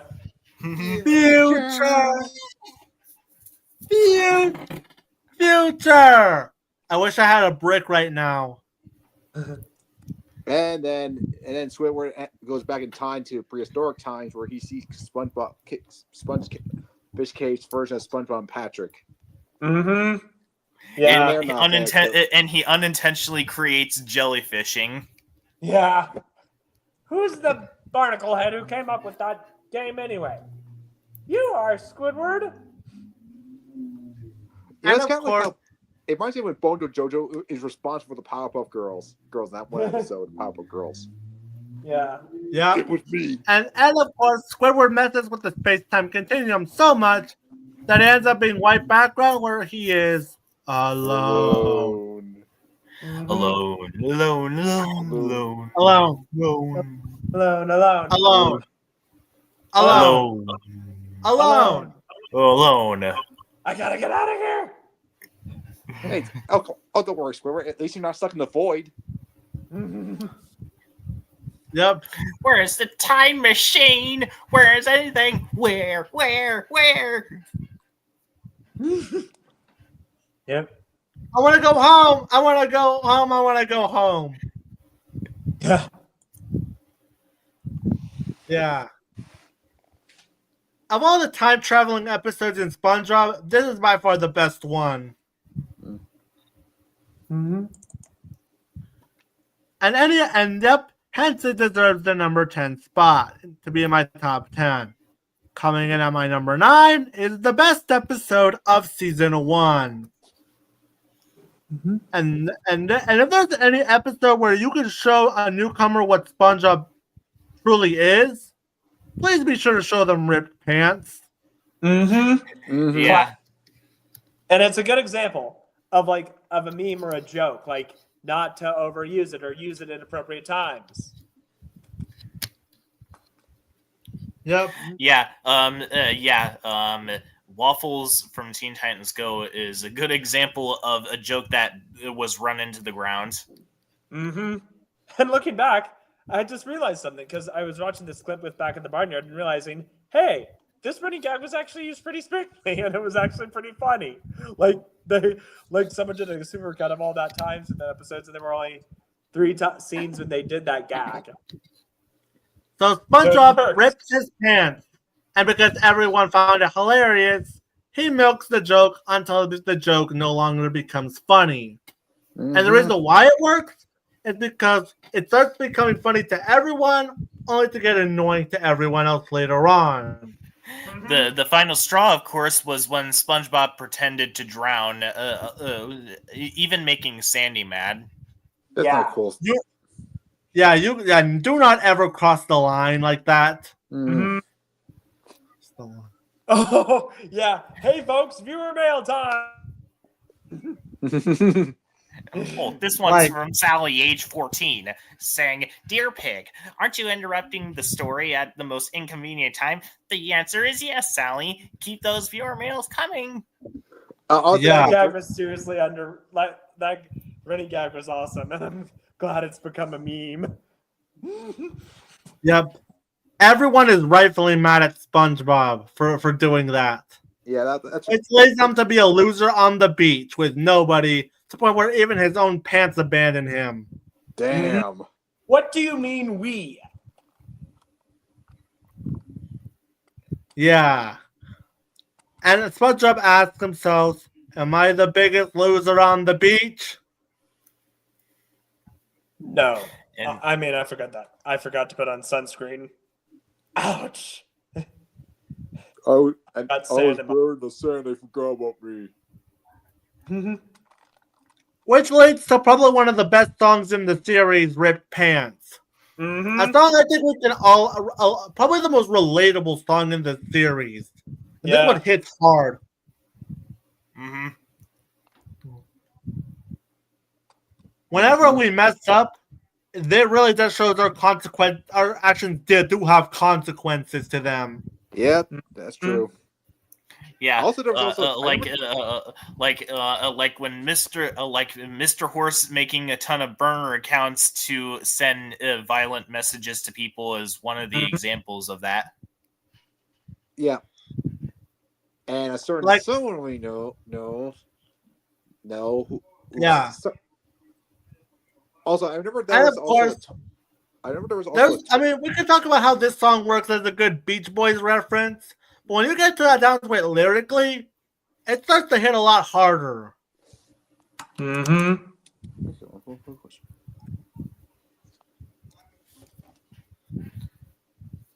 Yeah, and it definitely leads to a lesson to not, you know, and it definitely has one of the best morals in SpongeBob. Mm-hmm.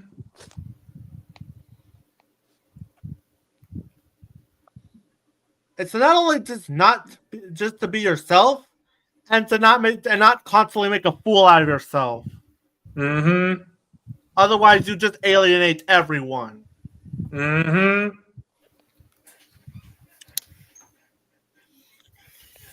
And I think I think I know what Smoking Wrecker is talking about. He's talking about the Dr. Robotnik, or Dr. Wily looking guy. Yeah, well, yeah. I was also referring to I remember there was also a toy for SpongeBob's ripped pants. Mm-hmm. Yeah. So yeah, Well, and again, don't get me wrong, there are still some funny moments in this episode as well.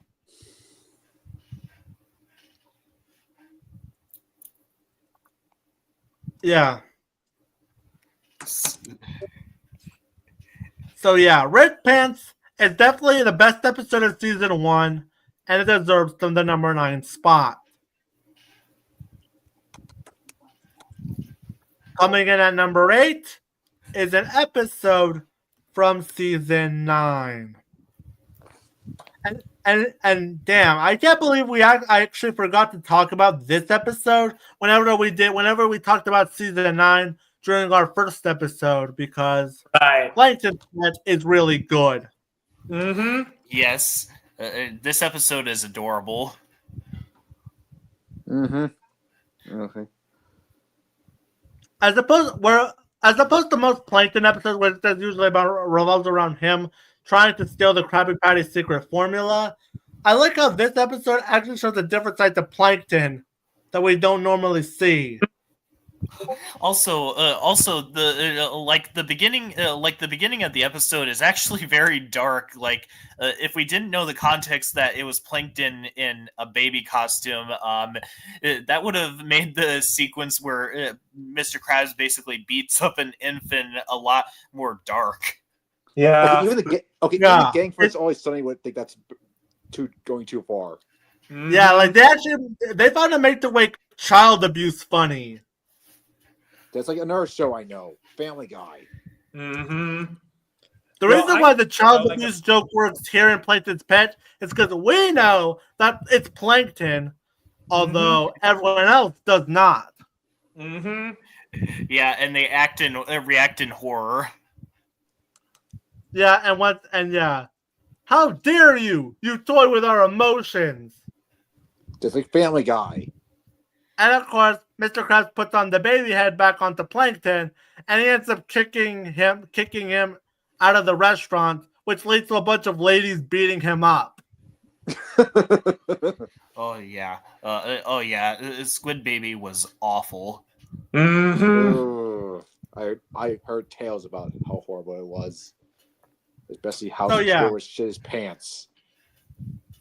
Seriously. Yeah. What were they smoking? The worst of the angry video game nerd. What were they thinking? So yeah, and let's get back to Plankton's Pets, because this episode introduced Spot. Yeah, it got up to the point where he became a regular in SpongeBob. Mm-hmm. And a kind of regular in that section, like not where they turn a running gag into a regular. Yeah. Spot is definitely a good recurring character. Mm-hmm. He's even friends with Gary. Mm-hmm. Yeah. And we actually do see Plankton actually being a caring person, as he definitely bounces off Spot really well.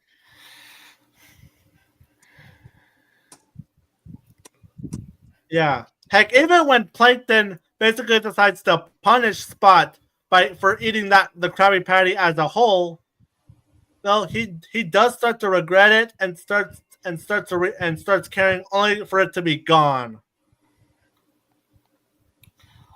Although at the exact same time, Spot basically shrinks down and apparently got onto Plankton's eye. Yep. This is something that we don't notice until the very end. And yeah, this is definitely Plankton's best episode. That isn't, and like not just out of all, like, this is definitely Plankton's best episode. And the fact that this had to come from season 9 really says something. At least the first half of season 9, because the first portion of season 9 was made during the Paul Tibbitt era, but in the middle of season 9 was when they ended up having to pause production to go and work on the second SpongeBob movie. Right. So yeah, Plankton's Pet is definitely the best episode of season 9, and it deserves to be in the top 10. Mm-hmm. Coming in at number 7 is by far one of the best post-sequel episodes. And y'all know where I'm going with this one. Number 7 is Mimic Madness. Yeah. I said eat your patties.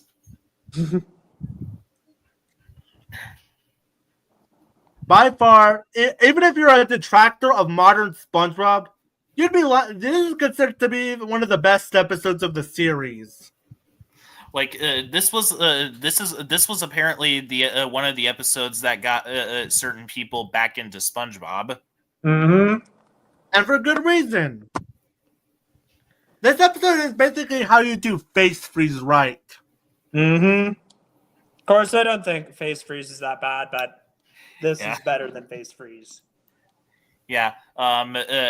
Honestly, this is Tom Kenny impersonating every character is what we're like with Mr. Horse or the Witch or even the Trolls fan brat. Mm-hmm. Yep.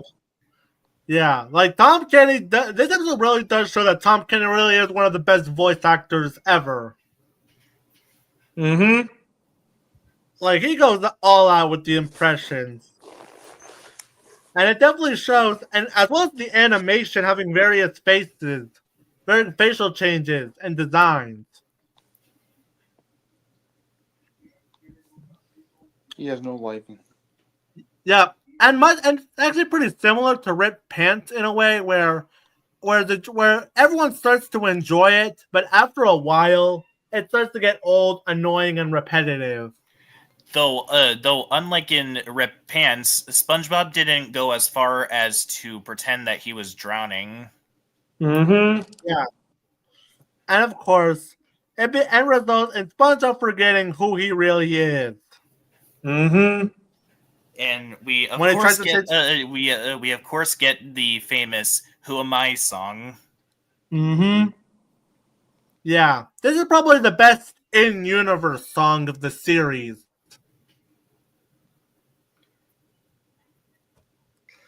Yeah, as not only do we see SpongeBob's dilemma being hard, like SpongeBob no longer knows what his identity is. He doesn't even know basic stuff about himself.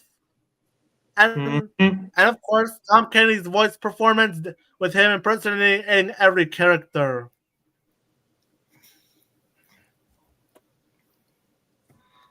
And yeah. And this episode knows how to be serious. Mm-hmm. Yeah. I do know that SpongeBob has done that Tom Kenny has done impressions of the characters on the show before this episode. Like he literally did an impression of Mr. Krabs and Shell of a Man, as well as did an impression of the Bikini Bottomites during the events of Gone. Mm-hmm. Yep. And of course, which leads to everyone trying to impersonate SpongeBob in order to get his identity back. Mm-hmm. like my favorite one is definitely the one with Plankton. Plankton was trying to do an impression of SpongeBob in order to get Mr. Krabs to give him the formula. Only for Mr. Krabs to almost about to do it, only to say, "Oh no, you don't, Plankton."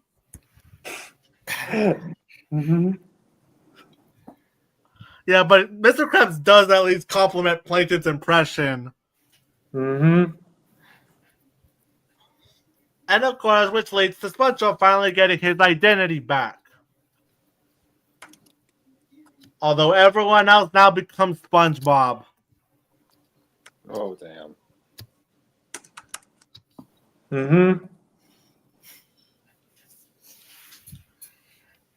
So yeah. Mimic Madness is definitely a modern classic to the point where even if you fell out of SpongeBob years ago, I still think this episode is highly recommended. So yeah. Coming in at number 6, we have another tie.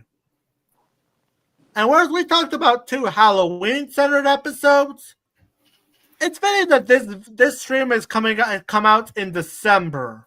Because guess what holiday this is? Christmas. We have 2 Christmas specials with Christmas Who and It's a SpongeBob Christmas. Christmas Who is another one of those examples of episodes where deep down Squidward does care about SpongeBob. The other examples being Pizza Delivery, Fools in April, and Dying for Pie. Yep, and yeah, and for being the first episode to center around Christmas, it's not only does it showcase Bikini Bottom Christmas cheer, everyone getting ready for Christmas as Santa comes in, only for Santa to not come. So instead, because Squidward ends up being a jackass for most of it, not believing in Santa, and then once SpongeBob does give Squidward his gift, he definitely starts to warm up. Yeah, and I just love that bit. As a kid, I didn't understand. Like, I love how when Squidward actually a jerk, and you see a donkey flash in front of him. Yeah. As a kid, I was like, "Wait, you're calling him a donkey? Oh, he's a jackass." Yep. And yeah, this episode it also has, of course, another great SpongeBob song. This is the very first Christmas to me. It's shaping up to be a wonderful holiday. Sounds like someone tell my old poetry. SpongeBob Patrick, why do you do this to me? So I'm this guy who breaks into your house and gives you gifts like a genie. Yeah. Yep. Like a genie. Yeah. I'm kind of surprised Sandy was only wasn't in much of the episode. Like, oh, maybe she could have been the one that introduced Christmas to Bikini Bottom. Yeah. That's and of course Squidward becomes Santa, and because everyone wants a gift, he ends up selling his stuff. Yep. And then the real Santa showed up at the end in live action. So yeah, and he acts crazy. And he acts crazy as a result of this, where he basically flops his head around and stuff. Yeah. Yeah, and of course we have the patchy segments in this one, and for being the first, they're pretty all right. You know, as a kid, I always said name and address with elves. I'm like, but it said name and address withheld. That's name and address withheld. Yeah. And Pat and Potty ate all the cookie dough. Squawk! You ate all me cookie dough. Yeah, and Tom Kenny just embraces Patchy. Well, he can't do it nowadays because he's getting too old for his shit. Yep. And of course, we have It's a SpongeBob Christmas. Yeah, and this is another one with the Patchy segment. Not just that, but it all being in stop motion. That was actually pretty creative. I'm not gonna lie. Yeah, you get everyone's fruitcake. You're an idiot. It's a good thing that Truth or Square didn't soil Patchy's reputation, because Patchy segments are important to SpongeBob's identity. Yep. At least when it comes to the specials. Yeah. Yeah, so yeah. The one thing that's noticeable about this episode is definitely the art direction, with it being stop motion. Yeah, and I feel like, don't get me wrong, well, I think that Legend of Bikini Bottom definitely ups it up. One thing, but this one actually has the most purpose for being stop motion. It actually feels like a tribute to all those animated Christmas specials, like Rudolph the Red-Nosed Reindeer.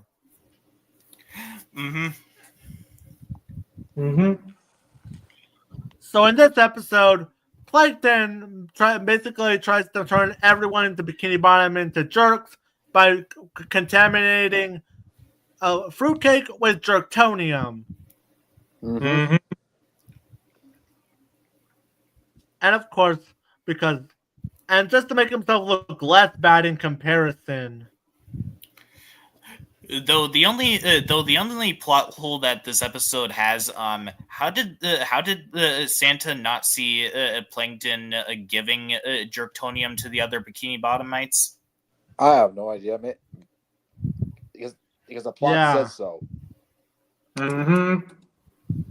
Yeah, and of course, because SpongeBob doesn't exactly know that there's jerktonium in it, and because he remains unaffected to the jerktonium because, well, he has a big heart and he's not that smart.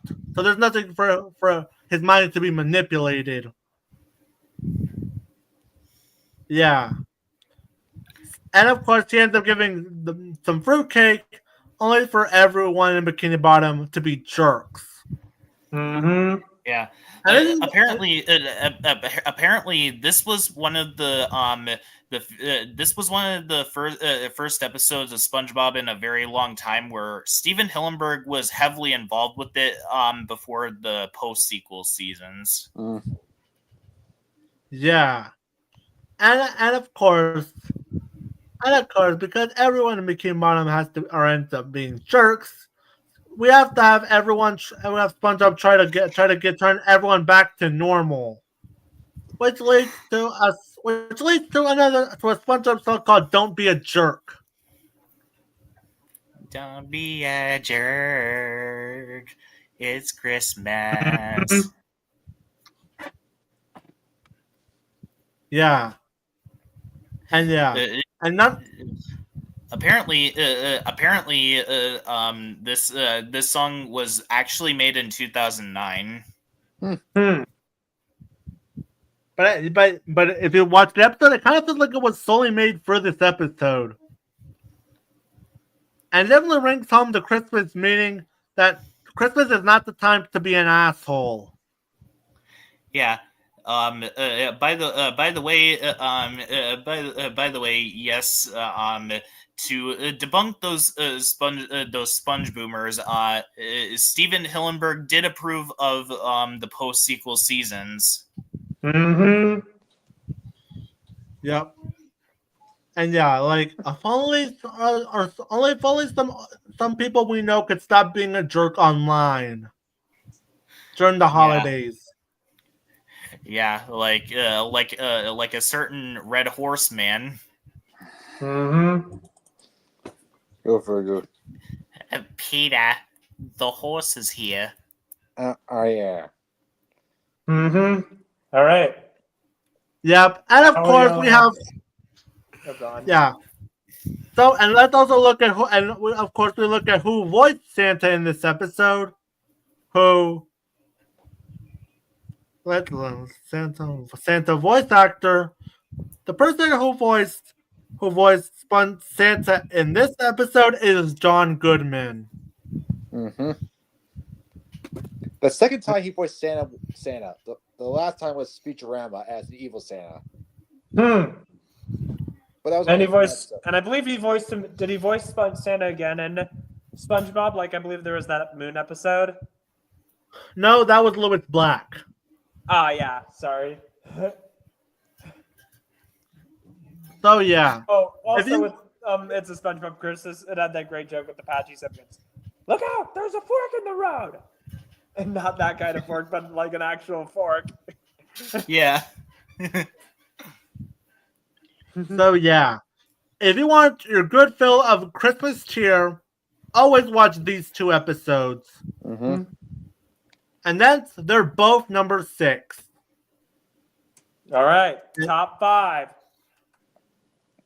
We're almost there to the end. Coming in at number 5 is definitely a classic episode for all the right reasons, and that is Chocolate with Nuts. Chocolate! Did you say chocolate? Chocolate! I love you. Memes. Eat particle chips. Oh, let's get naked. No, let's save that when we're selling real estate. Thank God it never happened. Trust me, we could just make this segment just quoting everything in this episode. Fancy living, here we come. La la la la la.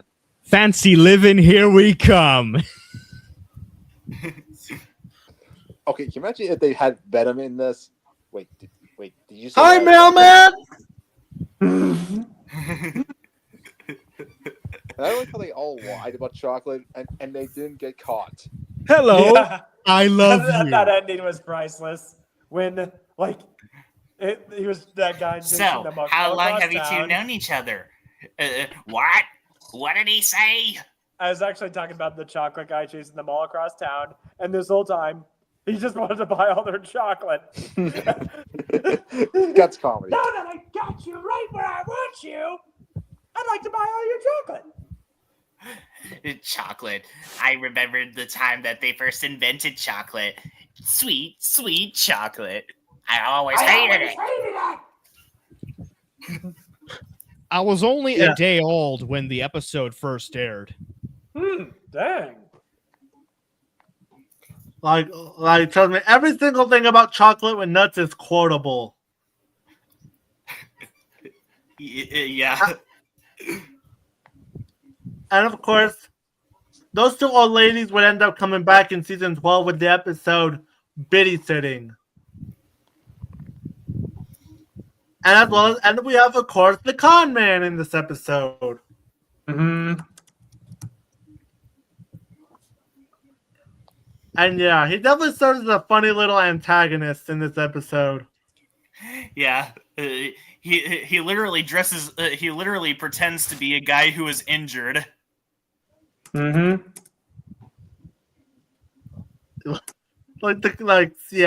Like we could just make this episode segment basically does nothing but quoting Chocolate with Nuts. All right. So yeah, coming at number 4 is the best episode of season 3. Mm-hmm. And that is Krusty Krab training video. Oh yeah. Sounds like a lot of hoopla. Sounds like a lot of hoopla. Sounds like a hoopla. Hoopla. Yep. Mm-hmm. So This Krusty episode was training classic video. and it was straight out of genre episode. This episode serves as a training video for the Krusty Krab, which is filled with timeless jokes. Mm-hmm. Yeah. You can tell that this episode was written by C.H. Greenblatt because there are a lot of fourth wall breaks in this episode. Mm-hmm. Squidward, the ceiling is talking to me.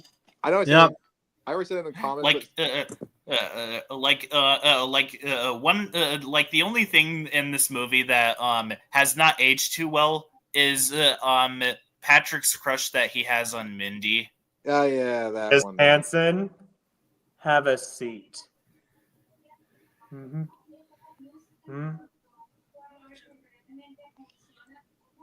Yeah.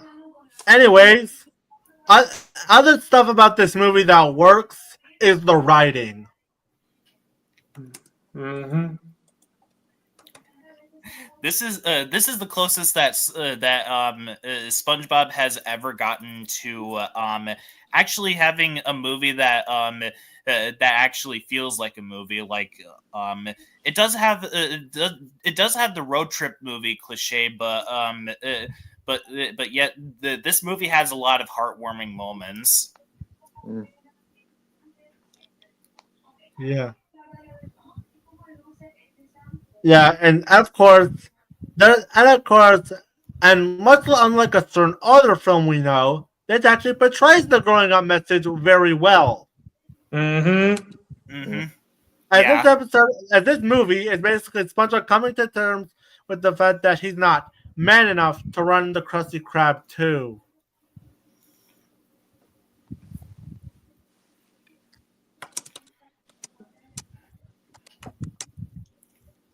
Yeah, and yeah, it definitely serves as a good coming of age and serves as has a great lesson on just because you're an adult doesn't mean you don't abandon stuff that can be perceived as childish.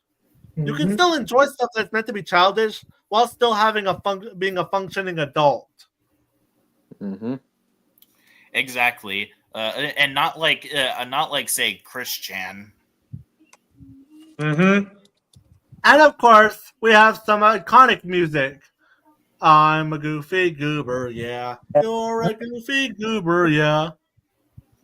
And of course, and there's of course I'm a goofy goober rock. Yes, that's my jam.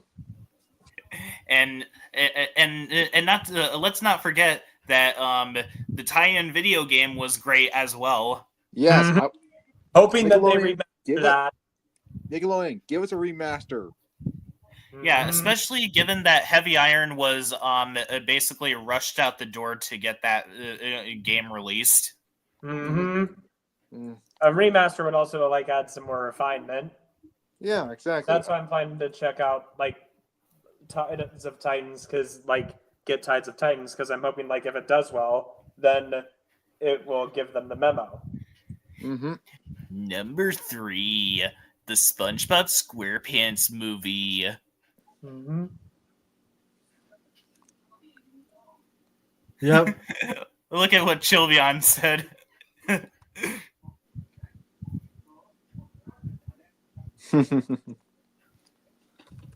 Also, I'm gonna say it. The opening with the pirates finding the tickets for the SpongeBob movie. What if that was the One Piece ending? That would be awesome. It's funny how this movie. Oh, by the way, this movie came out only a month before I was, only a month after I was born. So yeah, there are so many things to love about this movie. It's still one of my favorite movies of all time. Mm-hmm. Mm-hmm. And yeah, the SpongeBob SquarePants movie is peak fiction, and no matter how many SpongeBob movies we're gonna get, even if we love Sponge Out of Water, the first film will always be peak, and will serve as the canonical finale to the series, at least in canon. Mm-hmm. Yeah, everything that comes out after the first movie, basically happened before the first movie. Mm-hmm. So yeah, and we talk about certain other. Yeah, even though we're technically cheating by putting on a movie on this list, it's still too good for us not to include here. Yeah, basically cut out the sequences with Patrick being in love with Mindy, and it would basically be the perfect film. Yes. Patrick, have a seat. Mm-hmm. All right. All right. Our number 2 is definitely is going to be a surprise, considering that this isn't number 1. Mm-hmm. Because number 2 is Band Geeks. Mm-hmm. Oh yeah. Yes. Yep. That was a classic. Like, where was the owner of Voice to Dan? You left your lights on. Do instruments of torture count? No, they do not. Is mayonnaise an instrument? No, Patrick, mayonnaise is not an instrument. Horse ride isn't an instrument either. Yeah. This movie is certainly, this episode is definitely a classic for all the right reasons. And this episode really has us rooting for Squidward. Definitely, yes. Mm-hmm. And not to mention either, some people might not know this, but this episode is actually the introduction to Squilliam. Mm-hmm. And everyone's introduction to Sweet Victory. Yep. Honestly, don't lie. You know the part it's a shame that Squilliam got pushed to the side heavily after Back to the Past. Yeah. Yeah, Squilliam is like, even after all this time, this remains Squilliam's first and best appearance on the show. Like, trust me. Like, imagine being Squidward, who's practically a failure at this point, only to have this prick make fun of you for that and rubbing his achievements in his face. He's so punchable here. All this time I want to go, Squidward, please kick the crap out of Squilliam. Squilliam Fancy Son got replaced by Lady Upturn.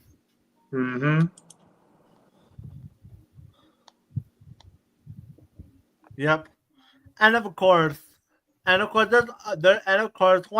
Squidward finally ends up being sad, SpongeBob puts in an effort to make Squidward's entire band actually go overnight to make the perfect band. Yep. Also, don't lie. When Sweet Victory played and you see those fans with lighters, don't lie. You did that too, did you? But you didn't have a lighter with you. Yeah. And that leads to Sweet Victory. Yes.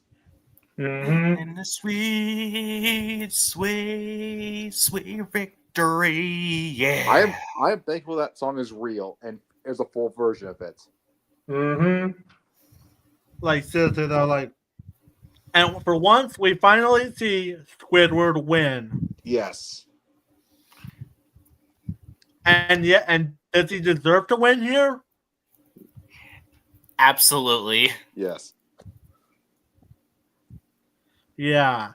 And not only does it feel earned to see him finally get a W in his life, but seeing Squilliam get defeated the way that he did, like, you felt for Squidward in this moment. And to this day, it's still iconic to the point where most of us fans, like, remember back in 2019 around the halftime show? All right. They promised that they were going to play Sweet Victory there, only for them to give us Maroon 5. Seriously. Yeah. Yeah, that's pretty... Sicko mode. Seriously. You know, I think James Rolfe said it best. You know, for a sport filled with testosterone and stuff, why is the halftime show so pussy pop band? Get Metallica. Like, how can anyone not be pissed off at that?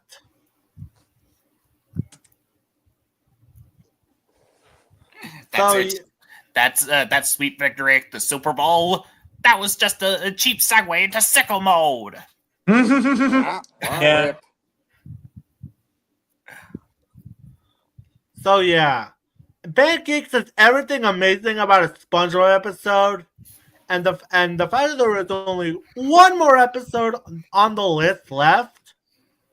Yeah, it was really hard for the top 3. Mm-hmm. But this is probably the best 11-minute episode of the series. However, the best one and the best for last, on the other hand, is everything that makes SpongeBob not just great, but after so many years, it genuinely felt rewarding.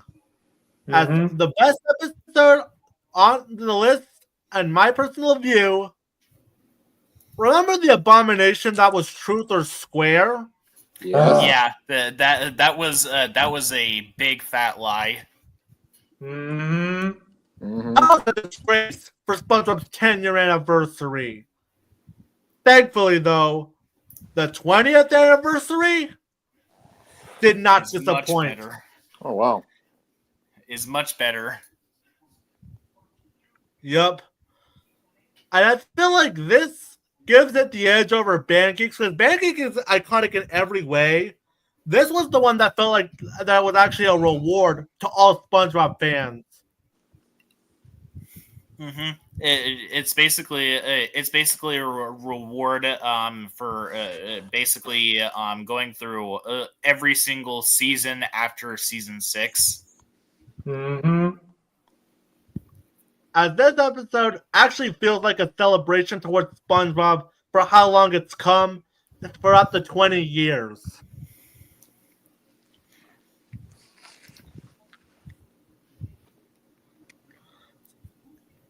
And there is just so much things to love about it. We could, of course, start with, SpongeBob going into the real world, which was just definitely lots of fun.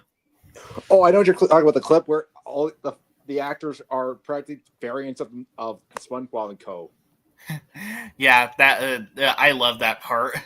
Okay, I want to see. I can see Deadpool's like, why am I getting some deja vu here? Yep, and of course. Yeah, not only is it genuinely fun to watch, not only is it genuinely fun to see them in the real world, but the animated stuff with subplot is also just as enjoyable. As we see everyone trying to prep up for SpongeBob's party, which ends up going a bit awry. Yeah, they end up destroying SpongeBob's house. Yep. And of course, the Patchy segments, which were much better than it was in Truth or Square. Especially because this time, Patchy actually deserved to meet SpongeBob. Yeah, and because unlike Truth or Square, Big Birthday's Blowout, they gave Patchy enough screen time to work with, instead of making him pretty much 60 or 70% of the special. Like, need I remind you? Like, you want to know how, like I said, you want to know how bad the Patchy segments are? To the point where they have to start at the time, they have to cut out the first half of the Patchy segments and skip straight to the extravaganza thing. Exactly. And Patchy did things like kidnap the late Robin Williams. Yeah, to the point where Patchy was just unlikable in Truth or Square. In Patchy's case here, he actually deserved to meet SpongeBob, given what he had to go through just to get to SpongeBob's party. Yeah, he decided to mail. He decided to put his head in a box and put himself underwater so that he could meet SpongeBob. And yeah, it genuinely felt like he earned it after so many years. And that final scene where everyone finally gives SpongeBob a happy birthday. Yeah, let's be honest. Yeah. Who felt something when with that scene? I did. So yeah, this episode fixes everything that was wrong with the awful Truth or Square special. Honestly, I'm going to go ahead and say it. Chad, SpongeBob's big birthday blowout version, Truth or Square. Yeah, and oh yeah, speaking of the live action parts, one of that's always fun to watch. It's in the live action actors play as SpongeBob characters. Which after so many years, it's like I would love to see an episode with just the live action actors playing them. And say what you will about season 12 as a whole, this is definitely another one that you should also watch. Don't get me started. Like, even if you fell out of SpongeBob, this is definitely a must watch. And by the way, to those sponge boomers out there, Steven Hillenburg did approve of the SpongeBob spinoffs.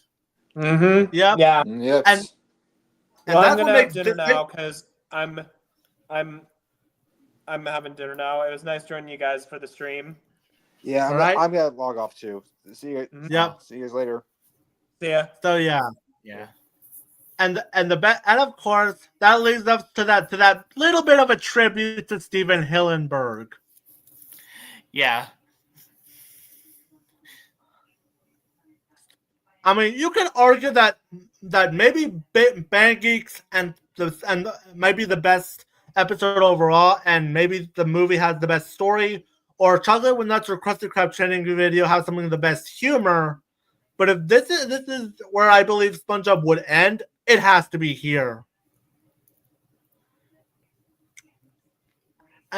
It's such a rewarding experience to watch. And not to mention either, while we're on the subject of this, rest in peace, Gilbert Gottfried. Yeah. So yeah, SpongeBob Big Birthday Blowout is by far the best episode to me, and for every SpongeBob fan, it's definitely a fan favorite. I can't wait to see, and if this show goes on for longer, we can't wait to see what they're going to do for their 30th anniversary if they ever get there by 2029. We're already going to be entering 2026, so it'll be 4 years before then. Yep. So yeah, and in turn, this count and we can finally end this list. Well, that was a lot of fun, and all of this just in time for the new movie that came out. And after seeing how good the reception is so far, although we'll have to wait and see how good it really is once we actually watch the movie. Hopefully, before we do, of course, the December reviews. Yeah, like, is anyone going to go see that new SpongeBob movie? I don't know yet, and even if I don't, even if I'm not able to, I have this app on my phone that basically has newer movies that are basically in theaters but have a camera recorded version. Yeah. So yeah, and this ends the SpongeBob trilogy. We went through the entire show. We went through the show's best episodes. And of course, we went through the worst of the show had to offer. Mm-hmm. It was definitely a fun little roller coaster of a trilogy. And we hope that hopefully more future episodes, we are a lot more consistent with Cartoonish Cartooncast next year. Yeah, and regardless of what we say about SpongeBob, it is nothing like SpongeBob. SpongeBob is at least better than SpongeBob and its team are better than the Heartman that Patrick says that he defies. Yeah. And of course, we said it before, we'll say it multiple times. Thank you, Mr. Hillenburg, for bringing us such an iconic show. May you rest in peace. And hopefully, and yeah, and maybe the Sponge rumors can finally shut up. Mm-hmm. And besides, we all defy the Heart Man. Yep. Rest in peace, Hillenberg.